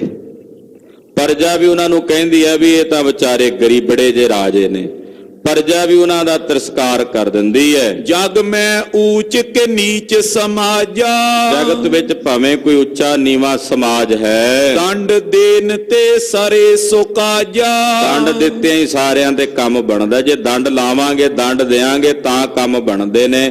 ਦੰਡ ਦਿੱਤੇ ਬਿਨਾਂ ਨਹੀਂ ਗੱਲ ਬਣਨੀ। ਸੁਨਤ ਕਮੰਡ ਚੰਦ ਕੋ ਆਸ਼ੈ, ਘਮੰਡ ਚੰਦ ਜਦੋਂ ਬੋਲਿਆ ਵੀ ਆਪਣੇ ਕੋਲ ਹਿੱਲਾ ਹੀ ਲੜਨ ਦਾ, ਬਸ ਲਾਗਿਓ ਇੱਕ ਬੋਲਿਆ, ਕਹਿੰਦਾ ਘਮੰਡ ਚੰਦ ਉਦੋਂ ਵੀ ਗਿਆ ਸੀ ਲੜਨ, ਲੱਤ ਤੋੜ ਕੇ ਭੇਜਿਆ ਸੀ ਤੇਰੀ। ਗਿਆ ਸਾ ਨਾ ਤੂੰ ਲੜਨ ਵਾਸਤੇ, ਤੀਰ ਵੱਜਾ ਸੀ ਤੇਰੇ, ਸਾਹਿਬ ਸਿੰਘ ਨੇ ਮਾਰਿਆ ਸੀ ਤੀਰ ਤੇਰੇ, ਜਿਹੜਾ ਗੁਰੂ ਸਾਹਿਬ ਦੇ ਪੰਜਾਂ ਪਿਆਰਿਆਂ ਚੋਂ ਇੱਕ ਸੀ। ਤੋ ਕਹਿਣ ਲੱਗਾ ਜੀ ਜੰਗ ਦੇ ਵਿੱਚ ਤਾਂ ਆਹੀ ਕੁਝ ਹੁੰਦਾ, ਦੁਬਾਰਾ ਫਿਰ ਲੜਾਂਗੇ ਆਪਾਂ ਜਾ ਕੇ। ਲਾਗਿਓ ਦੂਸਰਾ ਰਾਜਾ ਭੂਪ ਚੰਦ ਹੰਡੂਰੀਆ, ਇਹ ਬੋਲਿਆ, ਊਪ ਚੰਦ ਪੁਨ ਬਾਕ ਪ੍ਰਕਾਸ਼। ਰਾਜਾ ਭੂਪ ਚੰਦ ਬੋਲਿਆ, ਕਹਿਣ ਲੱਗਾ, ਜਥਾ ਜੋਗ ਤੁਮ ਨੀਤੀ ਉਚਾਰੀ। ਕਹਿਣ ਲੱਗਾ, ਹੇ ਰਾਜਾ ਘਮੰਡ ਚੰਦ, ਤੂੰ ਬਿਲਕੁਲ ਨੀਤੀ ਉਚਾਰਨ ਕੀਤੀ, ਸਹੀ ਕਿਹਾ। ਉਚਿਤ ਨ ਮਿਟੇ ਮਾਨ ਕਰ ਹਾਰੀ। ਇਹਦਾ ਹਾਰ ਮੰਨ ਕੇ ਆਪਾਂ ਟਲੇ ਰਹੀਏ ਵੀ ਯੋਗ ਨਹੀਂ ਹੈ, ਵੀ ਹਾਰ ਮੰਨ ਕੇ ਆਪਾਂ ਏਦਾਂ ਟਾਲਾ ਕਰੀ ਜਾਈਏ ਤੇ ਇਹ ਸਾਡੇ ਲਈ ਯੋਗ ਨਹੀਂ। ਮਰੇ ਯੁੱਧ ਮੈਂ ਵੀਰ ਕਨੇਰੇ, ਸਾਡੇ ਬੜੇ ਬੜੇ ਵੀਰ ਯੋਧੇ ਜੰਗ ਦੇ ਮੈਦਾਨ 'ਚ ਮਰੇ ਨੇ, ਉਹਨਾਂ ਦਾ ਮਰਨਾ ਜਾਈ ਤਾਂ ਨਾ ਜਾਵੇ। ਜੇ ਉਹ ਮਰ ਗਏ ਨੇ ਤੇ ਹੁਣ ਤਾਂ ਆਪਾਂ ਨੂੰ ਕੁਝ ਕਰਨਾ ਚਾਹੀਦਾ ਹੈ। ਸਿਮਰੈ ਤਿਨੋ ਮਰਨ ਡਰ ਹੇਰੇ, ਜੇ ਉਹਨਾਂ ਨੂੰ ਮਰਿਆਂ ਨੂੰ ਯਾਦ ਕਰਕੇ ਅਸੀਂ ਡਰੀ ਜਾਈਏ ਵੀ ਕੇਸਰੀ ਚੰਦ ਮਰ ਗਿਆ, ਜਮਤੁੱਲਾ ਭਾਊ ਮਰ ਗਿਆ, ਫਲਾਣਾ ਮਰ ਗਿਆ, ਅਮਕਾ ਮਰ ਗਿਆ, ਉਹਨਾਂ ਨੂੰ ਮਰਿਆਂ ਨੂੰ ਯਾਦ ਕਰ ਕਰਕੇ ਡਰੀ ਜਾਈਏ ਤੇ ਫਿਰ ਇਹ ਚੰਗੀ ਗੱਲ ਨਹੀਂ। ਰਾਜਨ ਕੋ ਇਹ ਬਾਤ ਨਾ ਨੀਕੀ, ਰਾਜਿਆਂ ਨੂੰ ਇਹ ਗੱਲ ਨਹੀਂ ਚੰਗੀ ਹੈ, ਬਾਦਸ਼ਾਹਾਂ ਨੂੰ ਇਹ ਗੱਲ ਨਹੀਂ ਸੋਭਦੀ। ਉਦਮ ਕਰਨ ਬਨਤ ਹੈ ਨੀਕੀ, ਸਾਡੇ ਲਈ ਤਾਂ ਚੰਗਾ ਹੈ ਉਦਮ ਕਰਨਾ, ਪੁਰਸ਼ਾਰਥ ਕਰਨਾ। ਥੋਰੇ ਸਿੰਘ ਅਬੇ ਗੁਰ ਤੀਰ, ਪਤਾ ਲੱਗਾ ਕਿ ਗੁਰੂ ਜੀ ਕੋਲ ਸਿੰਘ ਥੋੜੇ ਨੇ, ਬਹੁਤੇ ਸਿੰਘ ਛੁੱਟੀਆਂ ਗਏ ਹੋਏ ਨੇ ਘਰਾਂ ਨੂੰ, ਤੇ ਗੁਰੂ ਜੀ ਦੇ ਕੋਲ ਇਸ ਵੇਲੇ ਥੋੜੇ ਸਿੰਘ ਹਨ। ਲਰੋ ਭਲੇ ਲੈ ਕਰ ਪਟ ਪੀਰ, ਆਪਣੇ ਨਾਲ ਸੂਰਮਿਆਂ ਦੀ ਭੀੜ ਲੈ ਕੇ ਚੱਲੋ ਤੇ ਲੜੋ ਚੱਲ ਕੇ ਗੁਰੂ ਜੀ ਨਾਲ। ਹਮਰੀ ਭੂਮ ਵਿਖੇ ਨੈ ਫਿਰੈ, ਉਹ ਸਾਡੀ ਧਰਤੀ ਤੇ ਨਾ ਫਿਰਨੇ, ਸਾਡਾ ਦੇਸ਼ ਹੈ, ਸਾਡੀ ਧਰਤੀ ਹੈ। ਜੇ ਨੈ ਮਿਟਤ ਉਚਿਤ ਹਮ ਲੜੈ, ਜੇ ਨਾ ਮਿਟਣਗੇ ਤੇ ਫਿਰ ਸਾਡੇ ਲਈ ਯੋਗ ਹੈ ਉਹਨਾਂ ਦੇ ਨਾਲ ਲੜਨਾ। ਇਤਿਆਦਿਕ ਮਿਲ ਮਸਲਤ ਕਰੀ, ਏਦਾਂ ਇਹਨਾਂ ਨੇ ਦੁਸ਼ਟ ਚੌਂਕੜੀ ਨੇ ਰਲ ਕੇ ਸਲਾਹ ਕੀਤੀ। ਔਰ ਕਲਰਨ ਹੇਤ ਬੁੱਧ ਤਰੀ, ਗੱਲ ਕੀ ਬਹੁਤੀਆਂ ਗੱਲਾਂ ਦਾ ਨਿਚੋੜ ਇਹਨਾਂ ਕੱਢਿਆ ਵੀ ਲੜਨਾ ਹੀ ਚੰਗਾ। ਇਹਨਾਂ ਨੇ ਹੁਣ ਗੁਰੂ ਜੀ ਨਾਲ ਲੜਨ ਦਾ ਫਿਰ ਫੈਸਲਾ ਕੀਤਾ। ਸਕਲ ਸਮਾਜ ਤਿਆਰ ਕੋ ਕੀਨ, ਸਾਰਾ ਸਮਾਜ ਲੜਨ ਵਾਸਤੇ ਇਕੱਠਾ ਕਰ ਲਿਆ। ਗੁਲਕਾਂ ਅਰ ਬਰੂਦ ਭਰ ਲਈ, ਗੋਲੀਆਂ ਬਰੂਦ ਭਰ ਲਏ, ਵੰਡ ਦਿੱਤੇ। ਸਤਗੁਰ ਕੇ ਟਿਗ ਲਿਖੇ ਪਠਾਏ, ਸਤਿਗੁਰਾਂ ਦੇ ਕੋਲ ਵੀ ਇੱਕ ਇੱਕ ਚਿੱਠੀ ਲਿਖ ਕੇ ਭੇਜ ਦਿੱਤੀ। ਅਬ ਲੋਟਰੇ ਰਹੇ ਗਮ ਖਾਏ, ਚਿੱਠੀ ਲਿਖ ਕੇ ਭੇਜੀ, ਗੁਰੂ ਜੀ ਹੁਣ ਤੱਕ ਅਸੀਂ ਟਲੇ ਰਹੇ ਹਾਂ ਗਮ ਖਾ ਕੇ, ਹੁਣ ਤੱਕ ਅਸੀਂ ਟਾਲਾ ਕਰਦੇ ਰਹੇ ਹਾਂ, ਭਾਵ ਤੁਹਾਡੀਆਂ ਸਾਰੀਆਂ ਵਧੀਕੀਆਂ ਅਸੀਂ ਸਹਿ ਲਈਆਂ ਨੇ। ਨਿਤ ਬਿਗਾਰ ਕਰ ਸਿੰਘ ਸਿਧਾਰੈ, ਤੁਹਾਡੇ ਸਿੰਘ ਸਾਡੇ ਇਲਾਕੇ ਵਿੱਚ ਦੇਸ਼ ਵਿੱਚ ਨਿਤ ਵਿਗਾੜ ਕਰਕੇ ਭਜਦੇ ਨੇ। ਲੂਟ ਕੂਟ ਕ੍ਰਿਖੀ ਮਾਨਵ ਮਾਰੈ, ਸਾਡੇ ਖੇਤ ਲੁੱਟਦੇ ਨੇ, ਸਾਡੇ ਨਗਰ ਦੇ ਬੰਦਿਆਂ ਨੂੰ ਮਾਰਦੇ ਨੇ। ਤੁਮ ਨੈ ਟਰੋ ਹੀਰ ਹਮ ਹਾਰੇ, ਤੁਸੀਂ ਨਹੀਂ ਟਲਦੇ, ਅਸੀਂ ਵੇਖ ਕੇ ਹਾਰ ਗਏ ਹਾਂ। ਅਬ ਬਾਜੇਂਗੇ ਲੋਹ ਕਰਾਰੇ, ਹੁਣ ਤਾਂ ਫਿਰ ਕਰਾਰਾ ਲੋਹਾ ਹੀ ਵੱਜੇਗਾ ਗੁਰੂ ਜੀ ਤੁਹਾਡੇ ਨਾਲ ਜੰਗ ਦੇ ਮੈਦਾਨ ਵਿੱਚ। ਨਾਹੀਂ ਤਾਇਤ ਕੋ ਪਾਏ ਨਾ ਫੇਰੇ, ਨਹੀਂ ਤਾਂ ਫਿਰ ਤੁਸੀਂ ਜਿੱਥੇ ਰਹਿੰਦੇ ਹੋ ਆਪਣੇ ਆਨੰਦਪੁਰ ਸਾਹਿਬ ਦੀ ਹੱਦ 'ਚ ਹੀ ਰਹੋ, ਸਾਡੇ ਇਧਰ ਦੇਸ਼ ਵਿੱਚ ਨਾ ਪੈਰ ਪਾਇਓ। ਬੈਠੇ ਰਹੋ ਹਰਖ ਜੁਤ ਡੇਰੇ, ਆਪਣੇ ਡੇਰੇ ਵਿੱਚ ਹੀ ਰਹੋ ਖੁਸ਼ੀ ਦੇ ਨਾਲ। ਆਨੰਦਪੁਰ ਸਾਹਿਬ ਦੀ ਜੂਹ ਚੋਂ ਬਾਹਰ ਨਾ ਆਇਆ ਕਰੋ ਸਾਡੇ ਇਲਾਕੇ ਵਿੱਚ। ਸਭਾ ਮਜ਼ਾਰ ਲਿਖਿਓ ਜਬ ਆਇਓ, ਇਦਾਂ ਇਹਨਾਂ ਨੇ ਇੱਕ ਚਿੱਠੀ ਲਿਖ ਕੇ ਪਹਾੜੀਆਂ ਨੇ ਕਲਗੀਧਰ ਪਾਤਸ਼ਾਹ ਕੋਲ ਭੇਜੀ। ਮਹਾਰਾਜ ਜੀ ਦੀ ਸਭਾ ਵਿੱਚ ਆਈ। ਸ਼੍ਰੀ ਕਲਗੀਧਰ ਸੋ ਪੜਵਾਇਓ, ਮਹਾਰਾਜ ਜੀ ਨੇ ਹੁਕਮ ਕੀਤਾ, ਆਖਿਆ ਪੜੋ ਕੀ ਲਿਖ ਕੇ ਭੇਜਿਆ ਪਹਾੜੀਆਂ ਨੇ। ਸਭ ਰਾਜੇ ਇਕੱਠੇ ਪੁਨ ਹੋਏ ਕੈ, ਚਿੱਠੀ 'ਚ ਲਿਖ ਕੇ ਜੋ ਭੇਜਿਆ ਸੀ ਦੱਸਿਆ ਜੀ, ਸਾਰੇ ਰਾਜੇ ਇਕੱਠੇ ਹੋ ਕੇ ਸੈਨ ਸਕੇਲੀ ਧਨ ਬੋਦੈ ਕੈ। ਬਹੁਤ ਸਾਰੇ ਪੈਸੇ ਵੰਡ ਕੇ ਇਹਨਾਂ ਨੇ ਫੌਜ ਇਕੱਠੀ ਕੀਤੀ ਆ ਪਹਾੜੀਆਂ ਨੇ। ਚਾਹਤ ਲਰਿਓ ਫੇਰ ਤੁਮ ਸੰਗ। ਮਹਾਰਾਜ ਤੁਹਾਡੇ ਨਾਲ ਲੜਨਾ ਚਾਹੁੰਦੇ ਆ, ਤੁਹਾਡੇ ਨਾਲ ਜੰਗ ਕਰਨਾ ਚਾਹੁੰਦੇ ਹਨ। ਰਨ ਪ੍ਰਿਯ ਸੁਨ ਕੇ ਨ੍ਰਿਪਨ ਕੁਟੰਗ। ਰਣ ਦੇ ਨਾਲ ਪਿਆਰ ਕਰਨ ਵਾਲੇ ਸਤਿਗੁਰੂ ਕਲਗੀਧਰ ਜੀ ਜਦੋਂ ਰਾਜਿਆਂ ਦੀ ਕੁਨੀਤੀ ਸੁਣੀ ਵੀ ਇਹਨਾਂ ਦੀ ਖੋਟੀ ਨੀਤੀ, ਮਹਾਰਾਜ ਜੀ ਕੋਈ ਉਜਾੜਾ ਨਹੀਂ ਸੀ ਕਰਦੇ। ਫੌਜਾਂ ਸ਼ਿਕਾਰ ਖੇਡਣ ਜਾਂਦੇ ਸੀ ਇਲਾਕੇ 'ਚ, ਇਹ ਕਹਿੰਦੇ ਸੀ ਵੀ ਨਹੀਂ ਤੁਸੀਂ ਸਾਡੇ ਇਲਾਕੇ 'ਚ ਨਹੀਂ ਆਉਣਾ।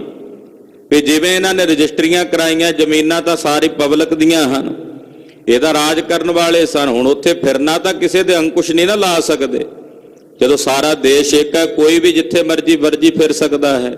ਤੋ ਮਹਾਰਾਜ ਸੱਚੇ ਪਾਤਸ਼ਾਹ ਨੇ ਨਾ ਰਾਜਿਆਂ ਦੀਆਂ ਕੁਨੀਤੀਆਂ ਵੇਖੀਆਂ। ਲਿਖਵਾਇਓ ਉੱਤਰ ਤਤਕਾਲਾ। ਪਾਤਸ਼ਾਹ ਨੇ ਇਹਨਾਂ ਦਾ ਜਵਾਬ ਲਿਖਾਇਆ। ਗਿਰਦੇਸ਼ਨ ਕੋ ਰਾਜ ਵਿਸਾਲਾ। ਮਹਾਰਾਜ ਜੀ ਕਹਿੰਦੇ ਪਹਾੜੀ ਦੇਸ਼ਾਂ ਦਾ ਜਿੰਨਾ ਇਹ ਰਾਜ ਹੈ, ਕਰੇ ਅਖੇਰ ਬ੍ਰਿਤੀ ਜਬ ਜੈ ਹੈ। ਮਹਾਰਾਜ ਜੀ ਕਹਿੰਦੇ ਜਿੰਨੇ ਪਹਾੜੀ ਰਿਆਸਤਾਂ ਨੇ ਅਸੀਂ ਸਾਰਿਆਂ ਵਿੱਚ ਜਾਣਾ ਹੈ ਸ਼ਿਕਾਰ ਖੇਡਣ। ਅਸੀਂ ਤੁਹਾਡੇ ਕੋਲ ਰਾਜ ਨਹੀਂ ਖੋਣ ਜਾਂਦੇ, ਸ਼ਿਕਾਰ ਖੇਡਦੇ ਆ, ਆਪਣੀ ਮਰਜ਼ੀ ਨਾਲ ਫਿਰਦੇ ਆ ਕਿਸੇ ਵੀ ਰਿਆਸਤ ਵਿੱਚ। ਪੂਰੇ ਭਾਰਤ ਖੰਡ ਵਿੱਚ ਕਿਤੇ ਵੀ ਅਸੀਂ ਜਾ ਕੇ ਸ਼ਿਕਾਰ ਖੇਡ ਸਕਦੇ ਹਾਂ। ਕੋ ਅਰ ਪਰੇ ਤਾਂ ਸਿੰਘ ਲਰੇ ਹੈ। ਮਹਾਰਾਜ ਜੀ ਨੇ ਸੱਚਾਈ ਲਿਖੀ, ਜੇ ਤੁਹਾਡੇ ਬੰਦਿਆਂ ਵਿੱਚੋਂ ਕੋਈ ਅੱਗੇ ਅੜਦਾ ਤਾਂ ਲੜਾਈ ਹੁੰਦੀ ਹੈ, ਨਹੀਂ ਤਾਂ ਸਿੰਘ ਪਹਿਲ ਨਹੀਂ ਕਰਦੇ। ਸਾਡਾ ਖਾਲਸਾ ਪਹਿਲ ਨਹੀਂ ਕਰਦਾ, ਪਰ ਜੇ ਤੁਹਾਡੇ ਬੰਦਿਆਂ ਵਿੱਚੋਂ ਆ ਕੇ ਕੋਈ ਅੜਦਾ ਤਾਂ ਸਿੰਘ ਲੜਦੇ ਨੇ। ਫਿਰਤ ਦੂਣ ਮੈਂ ਦੇਖ ਨਾ ਸਕੋ। ਸਾਡੇ ਖਾਲਸੇ ਨੂੰ ਦੂਣ ਦੇ ਵਿੱਚ ਫਿਰਦਿਆਂ ਤੁਸੀਂ ਵੇਖ ਨਹੀਂ ਸਕਦੇ। ਨਾਹਕ ਜੰਗ ਕਰਨ ਕੋ ਤਕੋ। ਬਿਨਾਂ ਗੱਲ ਤੋਂ ਤੁਸੀਂ ਆ ਕੇ ਜੰਗ ਕਰਨਾ ਚਾਹੁੰਦੇ ਹੋ। ਤੋ ਇਤ ਕਹਾਂ ਤਰਾਸ ਕੋ ਤਾਰੇ। ਸਾਡੇ ਵੱਲੋਂ ਨਹੀਂ ਕੋਈ ਕਿਸੇ ਤਰ੍ਹਾਂ ਦੀ ਆਫਰ ਵੀ ਅਸੀਂ ਤੁਹਾਡੇ ਨਾਲ ਲੜੀਏ।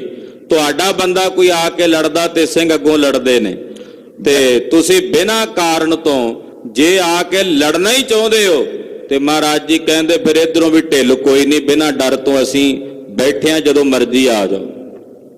ਅਸੀਂ ਪਹਿਲ ਨਹੀਂ ਕਰਦੇ। ਮਹਾਰਾਜ ਜੀ ਕਹਿੰਦੇ ਨਾ ਅਸੀਂ ਲੜਨਾ ਚਾਹੁੰਦੇ ਆ, ਪਰ ਜੇ ਤੁਸੀਂ ਲੜਨਾ ਚਾਹੁੰਦੇ ਹੋ ਤੇ ਇੱਥੇ ਫਿਰ ਕੋਈ ਡਰ ਨਹੀਂ ਹੈ, ਇੱਥੇ ਕੋਈ ਭੈ ਨਹੀਂ ਹੈ, ਇੱਥੇ ਵੀ ਚੂੜੀਆਂ ਪਾ ਕੇ ਨਹੀਂ ਬੈਠੇ ਹੋਏ। ਬੈਠ ਰਹੇ ਨੇ ਵਹਿਰ ਪਧਾਰੇ। ਤੇ ਜੇ ਤੂੰ ਕਹੇ ਕਿ ਅਸੀਂ ਬਸ ਇੱਥੇ ਹੀ ਬੈਠੇ ਰਹੀਏ ਆਨੰਦ, ਇਹਦਾ ਫਿਰ ਤੁਸੀਂ ਸਾਨੂੰ ਕੈਦ ਕਰ ਲਿਆ ਵੀ ਇੱਥੋਂ ਨਿਕਲੀਏ ਨਾ ਆਪਣੇ ਨਗਰ ਵਿੱਚੋਂ, ਘਰ ਚੋਂ ਬਾਹਰ। ਲਰਬੇ ਚਾਹੋ ਖਾਲਸਾ ਲਰੇ। ਜੇ ਲੜਨਾ ਚਾਹੁੰਦੇ ਹੋ ਪਹਾੜੀਓ ਤੇ ਫਿਰ ਖਾਲਸਾ ਅੱਗੋਂ ਲੜੇਗਾ। ਮਾਰਨ ਮਰਨ ਯੁੱਧ ਮੈਂ ਥਿਰੇ। ਫਿਰ ਜੰਗ ਦੇ ਮੈਦਾਨ 'ਚ ਮਾਰਨਾ ਤੇ ਮਰਨਾ ਹੋਵੇਗਾ। ਚੜੋ ਜੇ ਤੁਮ ਏ ਠਾਨੇ ਦੇਰ। ਜੇ ਤੁਸੀਂ ਚੜ੍ਹਾਈ ਕਰਕੇ ਆਓਗੇ ਤੇ ਦੇਰੀ ਇਧਰੋਂ ਵੀ ਕੋਈ ਨਹੀਂ, ਇਧਰ ਤਾਂ ਪਹਿਲੇ ਹੀ ਕਾਠੀਆਂ ਤੇ ਬੈਠੀਆਂ ਫੌਜਾਂ ਸਾਡੀਆਂ। ਇਹਨਾਂ ਦੀ ਤਾਂ ਅਸੀਂ ਆਸਣ ਹੀ ਕਾਠੀਆਂ ਤੇ ਲਾ ਦਿੱਤੇ ਐ, ਅੰਨੇ ਅੰਨੇ ਦੀ ਪਾਤਸ਼ਾਹੀ ਇਹਨਾਂ ਨੂੰ ਦੇ ਦਿੱਤੀ ਕਾਠੀਆਂ ਤੇ ਬਿਠਾ ਕੇ। ਜੇ ਤੁਸੀਂ ਚੜ੍ਹ ਕੇ ਆਓਗੇ ਤੇ ਇਧਰੋਂ ਵੀ ਦੇਰੀ ਕੋਈ ਨਹੀਂ। ਦੇਖੋ ਪੁੰਨ ਕਰ ਕੈ ਪਟ ਭੇਰ।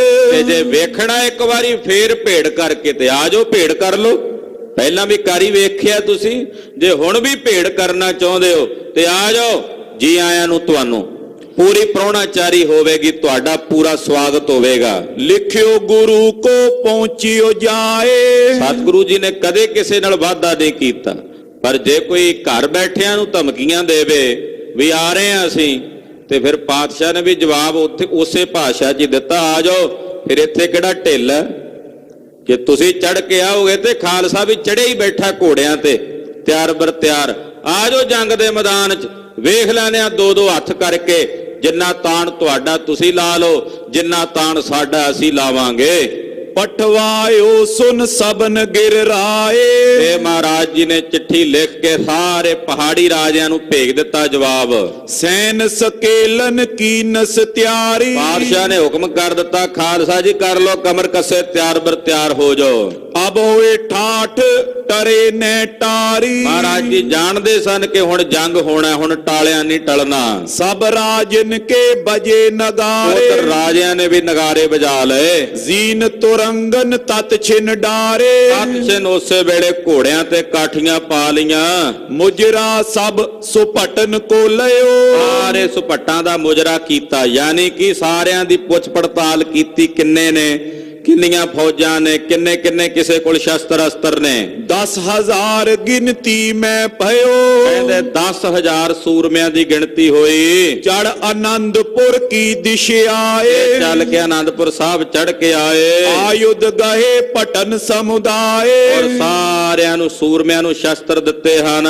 ਤੋਮਰ ਤੀਰ ਤੁਪਕ ਤਰਵਾਰ, ਬੰਦੂਕਾਂ, ਬਰਛੀਆਂ, ਤੀਰ, ਤਲਵਾਰਾਂ, ਸਿਪਰ ਕਮਾਨ ਜਮ ਧਰਾ ਧਾਰ, ਢਾਲਾਂ, ਕਮਾਨਾਂ ਤੇ ਜਮਦਾੜਾਂ ਤੇ ਕਟਾਰਾਂ। ਚਲ ਥੋਰੇ ਹੀ ਕੀਨਸ ਡੇਰੇ, ਏਦਾਂ ਥੋੜਾ ਜਿਹਾ ਹੀ ਚੱਲ ਕੇ ਪਹਾੜੀਆਂ ਨੇ ਡੇਰਾ ਕੀਤਾ।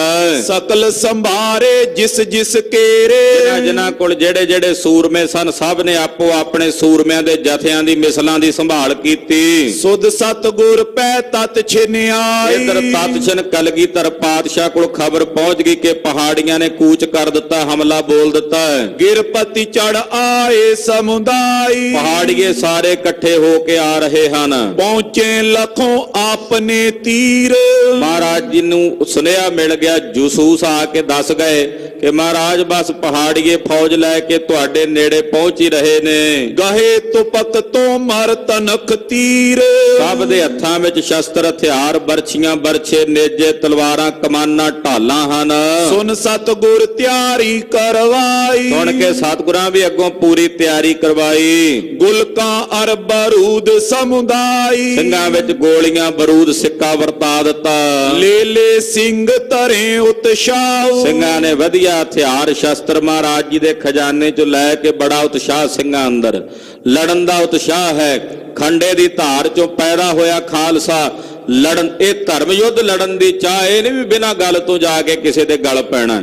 ਧਰਮ ਯੁੱਧ ਲੜਨ ਦਾ ਚਾਹ ਖਾਲਸੇ ਦੇ ਹਿਰਦੇ ਵਿੱਚ ਹੈ। ਸਭ ਦੇ ਹਿਰਦੇ ਵਿੱਚ ਇੱਕੋ ਪੰਕਤੀ ਚੇਤੇ ਆ ਰਹੀ ਹੈ, ਧਨ ਜਿਉ ਤੇ ਕੋ ਜਗ ਮੈਂ ਮੁਕਤੇ ਹਰ ਚਿਤ ਮੈਂ ਜੁਧ ਵਿਚਾਰ ਹੈ। ਦੇਹ ਅਨਿਤ ਨਾ ਨਿਤ ਚੜੈ, ਜਸ ਨਾਮ ਚੜੈ ਭਵ ਸਾਗਰ ਤਾਰੈ। ਧੀਰਗ ਧਾਮ ਬਨਾਏ ਇਹ ਤਨ ਬੁੱਧ ਸੋ ਦੀਪਕ ਜਿਉ ਉਜਿਆਰ ਹੈ। ਗਿਆਨ ਹੈ ਕੀ ਬੜਨੀ ਮਨੁ ਹਾਥ ਲੈ, ਕਾਤੁਰਤਾ ਕੁਤਬਾਰ ਬੁਹਾਰ ਹੈ। ਜਬ ਆਪ ਕੀ ਔਦ ਨਿਦਾਨ ਬਨੈ, ਆਤ ਹੀ ਰਣ ਮੈਂ ਤਬ ਜੂਝ ਮਰੋ। ਇਹ ਪੰਕਤੀਆਂ ਖਾਲਸੇ ਦੀ ਸਿਮਰਤੀ ਵਿੱਚ ਚੱਲ ਰਹੀਆਂ ਹਨ। ਕਹੇ ਪ੍ਰਹਾਰੋ ਰਿਪਰਣ ਮਾਹੂ, ਆਖਿਆ ਜੰਗ ਦੇ ਮੈਦਾਨ 'ਚ ਪ੍ਰਹਾਰ ਕਰਾਂਗੇ ਦੁਸ਼ਮਣ ਦੇ ਦਲ ਦੇ ਉੱਤੇ।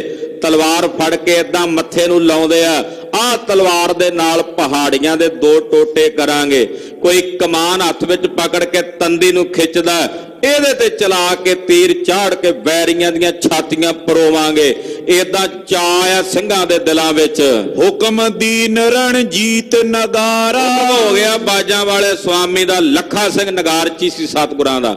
ਹੁਕਮ ਕੀਤਾ ਲੱਖਾ ਸਿੰਘ ਜੀ ਨਗਾਰੇ ਤੇ ਰਣਜੀਤ ਤੇ ਦੋਹਰੀਆਂ ਚੋਭਾ ਲਾ ਦਿਓ, ਤਾਂ ਜੋ ਸੁਣਦਿਆਂ ਖਾਲਸਾ ਤਿਆਰ ਬਰ ਤਿਆਰ ਹੋ ਜਾਏ। ਦੇਹੋ ਬਜਾਏ ਦਲ ਹੋਏ ਸਭ ਤਿਆਰਾ, ਨਗਾਰਾ ਵਜਾ ਦਿਓ ਤਾਂ ਜੋ ਸਾਰੀਆਂ ਫੌਜਾਂ ਤਿਆਰ ਹੋ ਜਾਣ। ਨਗਾਰਾ ਸੰਕੇਤ ਸੀ, ਨਗਾਰੇ ਦਾ ਹਰ ਵੇਲੇ ਨਗਾਰੇ ਵੱਜਣ ਦੇ ਸੰਕੇਤ ਤੋਂ ਪਤਾ ਲੱਗ ਜਾਂਦਾ ਸੀ ਵੀ ਆਹ ਨਗਾਰਾ ਜਿਸ ਤਰੀਕੇ ਨਾਲ ਵੱਜ ਰਿਹਾ ਇਹ ਜੰਗ ਦੀ ਤਿਆਰੀ ਲਈ ਵੱਜ ਰਿਹਾ। ਲੰਗਰ ਪੱਕਣ ਵੇਲੇ ਵਰਤਾਉਣ ਵੇਲੇ ਜਿਹੜਾ ਨਗਾਰਾ ਉਹ ਉਸ ਤਰੀਕੇ ਨਾਲ ਵੱਜਦਾ ਸੀ। ਏਦਾਂ ਨਗਾਰੇ ਦੀ ਆਵਾਜ਼ ਸੁਣਦਿਆਂ ਸਾਰੇ ਸਿੰਘ ਤਿਆਰ ਬਰ ਤਿਆਰ ਹੋ ਗਏ। ਸਕਲ ਖਾਲਸੇ ਗਰ ਧਰ ਅਸੀਂ, ਸਾਰੇ ਖਾਲਸੇ ਨੇ ਆਪਣੇ ਗਾਤਰੇ 'ਚ ਜਿਹੜੀਆਂ ਸਦਾ ਦੀਆਂ ਸਾਥਣਾਂ, ਸਿੰਘ ਦੀ ਸਦਾ ਦੀ ਸਾਥਣ ਕਿਹੜੀ ਹੈ? ਸਿੰਘ ਦੀ ਸਦਾ ਦੀ ਸਾਥਣ ਹੈ ਉਹਦੀ ਕਿਰਪਾਨ ਜਿਹੜੀ ਉਹਦੀ ਗਾਤਰੇ 'ਚ ਸੋਭਦੀ ਹੈ। ਇਹ ਸਦਾ ਦੀ ਸਾਥਣ ਹੈ ਕਿ ਮਰਦਿਆਂ ਵੇਲੇ ਅੰਗੀਠੇ ਦੇ ਉੱਤੇ ਵੀ ਉਹਦੇ ਨਾਲ ਸੜਦੀ ਹੈ। ਇਹ ਆਪਣੇ ਸਰੀਰ ਤੋਂ ਉਸ ਨੂੰ ਜੁਦਾ ਨਹੀਂ ਕਰਦਾ। ਉਹ ਸਦਾ ਦੀਆਂ ਸਾਥਣਾਂ 3-3 ਫੁੱਟੀਆਂ 3.5 ਫੁੱਟੀਆਂ ਤਲਵਾਰਾਂ ਸਿੰਘਾਂ ਨੇ ਆਪਣੇ ਗਾਤਰੇ ਸਜਾਈਆਂ ਨੇ। ਸਿਪਰ ਸਮੇਤ ਤੁਰਤ ਕੱਟ ਕਸੀ, ਔਰ ਢਾਲਾਂ, ਕਿਉਂਕਿ ਤਲਵਾਰ ਤੇ ਢਾਲ ਦੋਵੇਂ ਚਾਹੀਦੇ ਨੇ ਜੰਗ ਦੇ ਮੈਦਾਨ ਵਿੱਚ। ਢਾਲ ਬਿਨਾ ਤਲਵਾਰ ਅਧੂਰੀ ਹੈ ਤੇ ਤਲਵਾਰ ਬਿਨਾ ਢਾਲ ਅਧੂਰੀ ਹੈ। ਤੋ ਢਾਲਾਂ ਵੀ ਸਿੰਘਾਂ ਦੇ ਮੋਢਿਆਂ ਦੇ ਉੱਤੇ ਔਰ ਤਲਵਾਰਾਂ ਕਮਰ ਕੱਸਿਆਂ ਦੇ ਵਿੱਚ ਕੱਸ ਲਈਆਂ ਨੇ। ਲਰਨ ਜਿਨੋਂ ਕੋ ਨਿਤ ਵਿਵਹਾਰੇ, ਇਹਨਾਂ ਸਿੰਘਾਂ ਦਾ ਨਿਤ ਦਾ ਵਿਵਹਾਰ ਹੈ ਲੜਨਾ। ਜਿਨ੍ਹਾਂ ਦੇ ਮਹਾਰਾਜ ਸੱਚੇ ਪਾਤਸ਼ਾਹ ਨੇ ਵਿਦਿਆ ਹੀ ਇਹ ਸਿਖਾਈ ਹੈ ਲੜਨ ਦੀ, ਕਿ ਜੰਗ ਦੇ ਮੈਦਾਨ 'ਚ ਕਿਵੇਂ ਲੜਨਾ। ਉਹ ਲੜਨਾ ਹੀ ਜਿਨ੍ਹਾਂ ਦਾ ਵਿਵਹਾਰ ਹੈ। ਪਏ ਸਨਦ ਬਦ ਸਭ ਸਾਰੇ, ਸਾਰੇ ਸਨਦਬੱਧ ਹੋ ਗਏ, ਤਿਆਰ ਬਰ ਤਿਆਰ ਹੋ ਗਏ, ਸ਼ਸਤਰ ਧਾਰੀ ਹੋ ਗਏ। ਜਿਨ੍ਹਾਂ ਨੇ ਮੰਗੇ ਹੀ ਇਹ ਸੀ ਗੁਰੂ ਸਾਹਿਬ ਜੀ ਦੇ ਕੋਲੋਂ, ਮਹਾਰਾਜ ਜਦ जब आव की औद निदान बना हत ही रण में तब जूझ मरो। जात गोत ਸਿੰਘਨ की दंगा इन सतगुर ते मंगा। महाराज जी को जंगी ਤਾਂ ਮੰਗਿਆ ਖਾਲਸੇ ਨੇ ਕਿ ਮਹਾਰਾਜ ਜ਼ੁਲਮ ਦੇ ਖਿਲਾਫ ਜੰਗ ਦੇ ਮੈਦਾਨ ਦੇ ਵਿੱਚ ਹੋਵੇ ਚਾਹੇ ਕਿਸੇ ਵੀ ਤਰੀਕੇ ਨਾਲ ਹੋਵੇ, ਅਸੀਂ ਜੰਗ ਦੇ ਮੈਦਾਨ ਵਿੱਚ ਵੀ ਲੜਨ ਨੂੰ ਤਿਆਰ ਰਹੀਏ, ਜੇ ਕਿਸੇ ਹੋਰ ਤਰੀਕੇ ਨਾਲ ਤਾਂ ਵੀ ਲੜਦੇ ਰਹੀਏ। ਤੋ ਧਰਮ ਯੁੱਧ ਦਾ ਚਾਅ ਗੁਰਸਿੱਖਾਂ ਨੇ ਹਿਰਦੇ 'ਚ ਰੱਖਿਆ। ਅਵਰ ਬਾਸਰਾ ਨਾਹੇ ਪ੍ਰਭ ਧਰਮ ਯੁੱਧ ਕੇ ਚਾਏ। आप चढ़े तब गोबिंद सिंह। ਸ੍ਰੀ ਗੁਰੂ ਗੋਬਿੰਦ ਸਿੰਘ ਸਾਹਿਬ ਸਾਰੀ ਫੌਜ ਦੇ ਸੈਨਾਪਤੀ ਨੇ, ਸਾਰੀ ਫੌਜ ਦੇ ਚੀਫ ਕਮਾਂਡਰ ਨੇ। ਕਲਗੀਆਂ ਵਾਲੇ ਪਾਤਸ਼ਾਹ ਆਪ ਵੀ ਚੜੇ ਨੇ, ਘੋੜੇ ਤੇ ਸਵਾਰ ਹੋਏ ਨੇ। मत गजन पर जिम कुप सिंह। ਇਦਾਂ ਚੜੇ ਨੇ ਮਹਾਰਾਜ ਜਿਵੇਂ ਮਸਤੇ ਹੋਏ ਝੂਲਦੇ ਹਾਥੀਆਂ ਤੇ ਬੱਬਰ ਸ਼ੇਰ ਚੜ੍ਹਾਈ ਕਰਕੇ ਜਾਂਦਾ। ਹਾਥੀ ਭਾਵੇਂ 10 ਹੋਣ ਭਾਵੇਂ 20 ਹੋਣ, ਉਹਨਾਂ ਮਸਤ ਹੋਏ ਝੂਲਦੇ ਹਾਥੀਆਂ ਤੇ ਬੱਬਰ ਸ਼ੇਰ ਕੱਲਾ ਹੀ ਉਹਨਾਂ ਤੇ ਹਮਲਾ ਕਰਨ ਲਈ ਤਿਆਰ ਹੁੰਦਾ, ਔਰ ਉਹਦਾ ਹਿਰਦਾ ਕਿਸੇ ਪ੍ਰਕਾਰ ਨਾਲ ਭੈ ਭੀਤ ਹੋ ਕੇ ਕੰਪਿਤ ਨਹੀਂ ਹੁੰਦਾ। ਮਹਾਰਾਜ ਬੱਬਰ ਸ਼ੇਰ ਵਾਂਗੂ ਹਮਲਾ ਕਰਨ ਵਾਸਤੇ ਚੜੇ ਨੇ। जरासंध पर गोबिंद जैसे। ਜਿਵੇਂ ਰਾਜੇ ਜਰਾਸੰਧ ਤੇ ਕ੍ਰਿਸ਼ਨ ਜੀ ਚੜੇ ਸਨ। यादव संग खालसा तैसे। ਉਹਨਾਂ ਨਾਲ ਯਾਦਵਾਂ ਦੀ ਸੈਨਾ ਸੀ। ਕਲਯੁਗ ਦੇ ਅਵਤਾਰ ਸੀ ਗੁਰੂ ਗੋਬਿੰਦ ਸਿੰਘ ਸਾਹਿਬ ਜੀ ਮਹਾਰਾਜ ਪਹਾੜੀਆਂ ਤੇ ਚੜੇ ਨੇ। ਮਹਾਰਾਜ ਜੀ ਨਾਲ ਖਾਲਸੇ ਦੀਆਂ ਫੌਜਾਂ ਹਨ। ਸਿੰਘਨ ਪਨਿਓ प्रभु सुन लीजै। ਸਿੰਘਾਂ ਨੇ ਬੇਨਤੀ ਕੀਤੀ, ਹੈ ਪ੍ਰਭੂ ਜੀ ਕਲਗੀਧਰ ਜੀ ਸੁਣੋ, चलो अगर ही रण को कीजै। ਮਹਾਰਾਜ ਆਪਾਂ ਆਨੰਦਪੁਰ ਸਾਹਿਬ ਤੋਂ ਅੱਗੇ ਜਾ ਕੇ ਜੰਗ ਕਰੀਏ, ਇੱਥੇ ਨੇੜੇ ਆਉਣਗੇ ਨੁਕਸਾਨ ਕਰਨਗੇ ਨਗਰ ਦਾ। ਨਗਰ ਤੋਂ ਬਾਹਰ ਅੱਗੇ ਚੱਲ ਕੇ ਵੈਰੀਆਂ ਦਾ ਸੌਦਾ ਲਾਈਏ। इहाँ न पहुंचे रिप समुदाय। ਦੁਸ਼ਮਣ ਇੱਥੇ ਨਾ ਪਹੁੰਚੇ, ਕਿਉਂਕਿ ਨਗਰ ਦੇ ਕੋਲ ਲੜਾਂਗੇ, ਵਿੱਚ ਆ ਜਾਣਗੇ ਨਗਰ 'ਚ, ਫਿਰ ਕਾਬੂ ਕਰਨੇ ਔਖੇ ਹੋਣਗੇ। ਮਹਾਰਾਜ ਆਪਾਂ ਨਗਰ ਤੋਂ ਅੱਗੇ ਚੱਲ ਕੇ ਆਨੰਦਪੁਰ ਸਾਹਿਬ ਤੋਂ ਉਹਨਾਂ ਨਾਲ ਲੜੀਏ। वद आगे ही लहे लड़ाई। ਅੱਗੇ ਵੱਧ ਕੇ ਉਹਨਾਂ ਨੂੰ ਲੜਾਈ ਕਰਕੇ ਅੱਗੇ ਆਉਂਦਿਆਂ ਦਾ ਅੱਗੇ ਜਾ ਕੇ ਮਹਾਰਾਜ ਸਨਮਾਨ ਕਰੀਏ, ਚੰਗੀ ਤਰ੍ਹਾਂ ਉਹਨਾਂ ਦਾ ਸਤਿਕਾਰ ਕਰੀਏ ਜਿਹੜਾ ਬਣਦਾ ਹੈ। ਜਿਹੋ ਜੇ ਸਤਿਕਾਰ ਦੇ ਅਧਿਕਾਰੀ ਨੇ ਉਹ ਦਈਏ ਉਹਨਾਂ ਨੂੰ। दूर आनंदपुर को तज गए। ਆਨੰਦਪੁਰ ਸਾਹਿਬ ਛੱਡ ਕੇ ਕਾਫੀ ਅੱਗੇ ਤੱਕ ਜਿੱਧਰੋਂ ਪਹਾੜੀਏ ਆਉਂਦੇ ਸੀ, ਖਾਲਸਾ ਅੱਗੇ ਆਇਆ। राजन के मुकाबले भये। ਕਲਗੀਧਰ ਸੁਆਮੀ ਜੀ ਵੀ ਅੱਗੇ ਆਏ ਨੇ ਨਾਲ ਖਾਲਸੇ ਦੇ ਰਾਜਿਆਂ ਦੇ ਨਾਲ, ਜਿੱਥੇ ਮੁਕਾਬਲੇ ਹੋਣੇ ਸਨ। हित संग्राम होए कर त्यारे। ਸੰਗਰਾਮ ਕਰਨ ਲਈ ਜਿੱਥੇ ਉਹ ਰਾਜੇ ਸਾਰੇ ਤਿਆਰ ਹੋ ਕੇ ਆ ਰਹੇ ਨੇ ਵੱਧ ਕੇ। हरक समेत सुचेत उदारे। ਬੜੀ ਖੁਸ਼ੀ ਨਾਲ ਸੁਚੇਤ ਹੋ ਕੇ ਵੱਧ ਕੇ ਆ ਰਹੇ ਨੇ। ਸਿੰਘ ਵੀ ਤਿਆਰ ਬਰ ਤਿਆਰ ਹੋ ਕੇ ਅੱਗੇ ਵੱਧ ਕੇ ਇਹਨਾਂ ਨਾਲ ਜੰਗ ਕਰ ਰਹੇ ਨੂੰ। ਕਥਾ ਆਪ ਜੀ ਅਗਲਿਆਂ ਪ੍ਰਸੰਗਾਂ 'ਚ ਸਰਵਣ ਕਰੋਗੇ। ਕਲਗੀਆਂ ਵਾਲੇ ਪਾਤਸ਼ਾਹ ਦਾ ਪਵਿੱਤਰ ਇਤਿਹਾਸ ਕਥਨ ਕਰਦਿਆਂ ਹੋਈਆਂ ਭੁੱਲਾਂ ਚੁੱਕਾਂ ਦੇ ਖੇਮਾ। ਸਾਧ ਸੰਗਤ ਜੀ ਬੇਨਤੀ ਹੈ, ਸ਼੍ਰੋਮਣੀ ਗੁਰਦੁਆਰਾ ਪ੍ਰਬੰਧਕ ਕਮੇਟੀ ਦਾ ਸਥਾਪਨਾ ਦਿਵਸ ਜੋ 100 ਸਾਲ ਪੂਰਨ ਹੋ ਚੁੱਕੇ ਨੇ, ਉਹ ਸ਼ਤਾਬਦੀ ਦਾ ਦਿਨ 17 ਤਰੀਕ ਨੂੰ ਆ ਰਿਹਾ, ਜੋ ਸ੍ਰੀ ਅੰਮ੍ਰਿਤਸਰ ਸਾਹਿਬ ਗੁਰਦੁਆਰਾ ਮੰਜੀ ਸਾਹਿਬ ਦੀਵਾਨ ਹਾਲ ਵਿਖੇ ਮਨਾਇਆ ਜਾ ਰਿਹਾ ਹੈ। ਉਸੇ ਦੇ ਸਬੰਧ ਵਿੱਚ ਗੁਰਦੁਆਰਾ ਸ੍ਰੀ ਦੁੱਖ ਨਿਵਾਰਨ ਸਾਹਿਬ ਵਿਖੇ 15 ਤਰੀਕ ਨੂੰ ਸਵੇਰੇ 9 ਵਜੇ ਤੋਂ ਲੈ ਕੇ ਦੁਪਹਿਰੇ 12 ਵਜੇ ਤੱਕ ਗੁਰਮਤਿ ਦੀਵਾਨ ਸਜਣਗੇ। ਸਜੇ ਦੀਵਾਨਾਂ ਵਿੱਚ ਦਰਬਾਰ ਸਾਹਿਬ ਦੇ ਮਹਾਰਾਜ ਜੀ ਦੇ ਪਾਵਨ ਦਰਬਾਰ ਦੇ ਰਾਗੀ ਸਿੰਘ ਢਾਡੀ ਸਿੰਘ ਹਾਜ਼ਰੀਆਂ ਭਰਨਗੇ। ਸਮੂਹ ਸੰਗਤਾਂ ਦੇ ਚਰਨਾਂ ਵਿੱਚ ਬੇਨਤੀ ਹੈ, ਦੀਵਾਨਾਂ ਵਿੱਚ ਹਾਜ਼ਰੀਆਂ ਭਰ ਕੇ ਗੁਰੂ ਜਸ ਸਰਵਣ ਕਰੋ, ਮਹਾਰਾਜ ਜੀ ਦੀਆਂ ਖੁਸ਼ੀਆਂ ਪ੍ਰਾਪਤ ਕਰੋ ਜੀ। ਵਾਹਿਗੁਰੂ ਵਾਹਿਗੁਰੂ ਵਾਹਿਗੁਰੂ ਵਾਹਿਗੁਰੂ।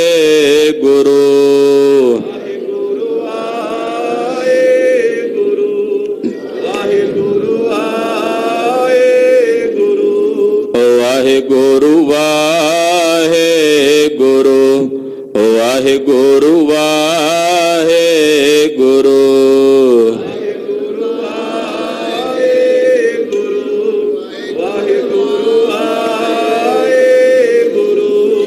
ਵਾਹਿਗੁਰੂ ਵਾਹਿਗੁਰੂ ਵਾਹਿਗੁਰੂ ਵਾਹਿਗੁਰੂ।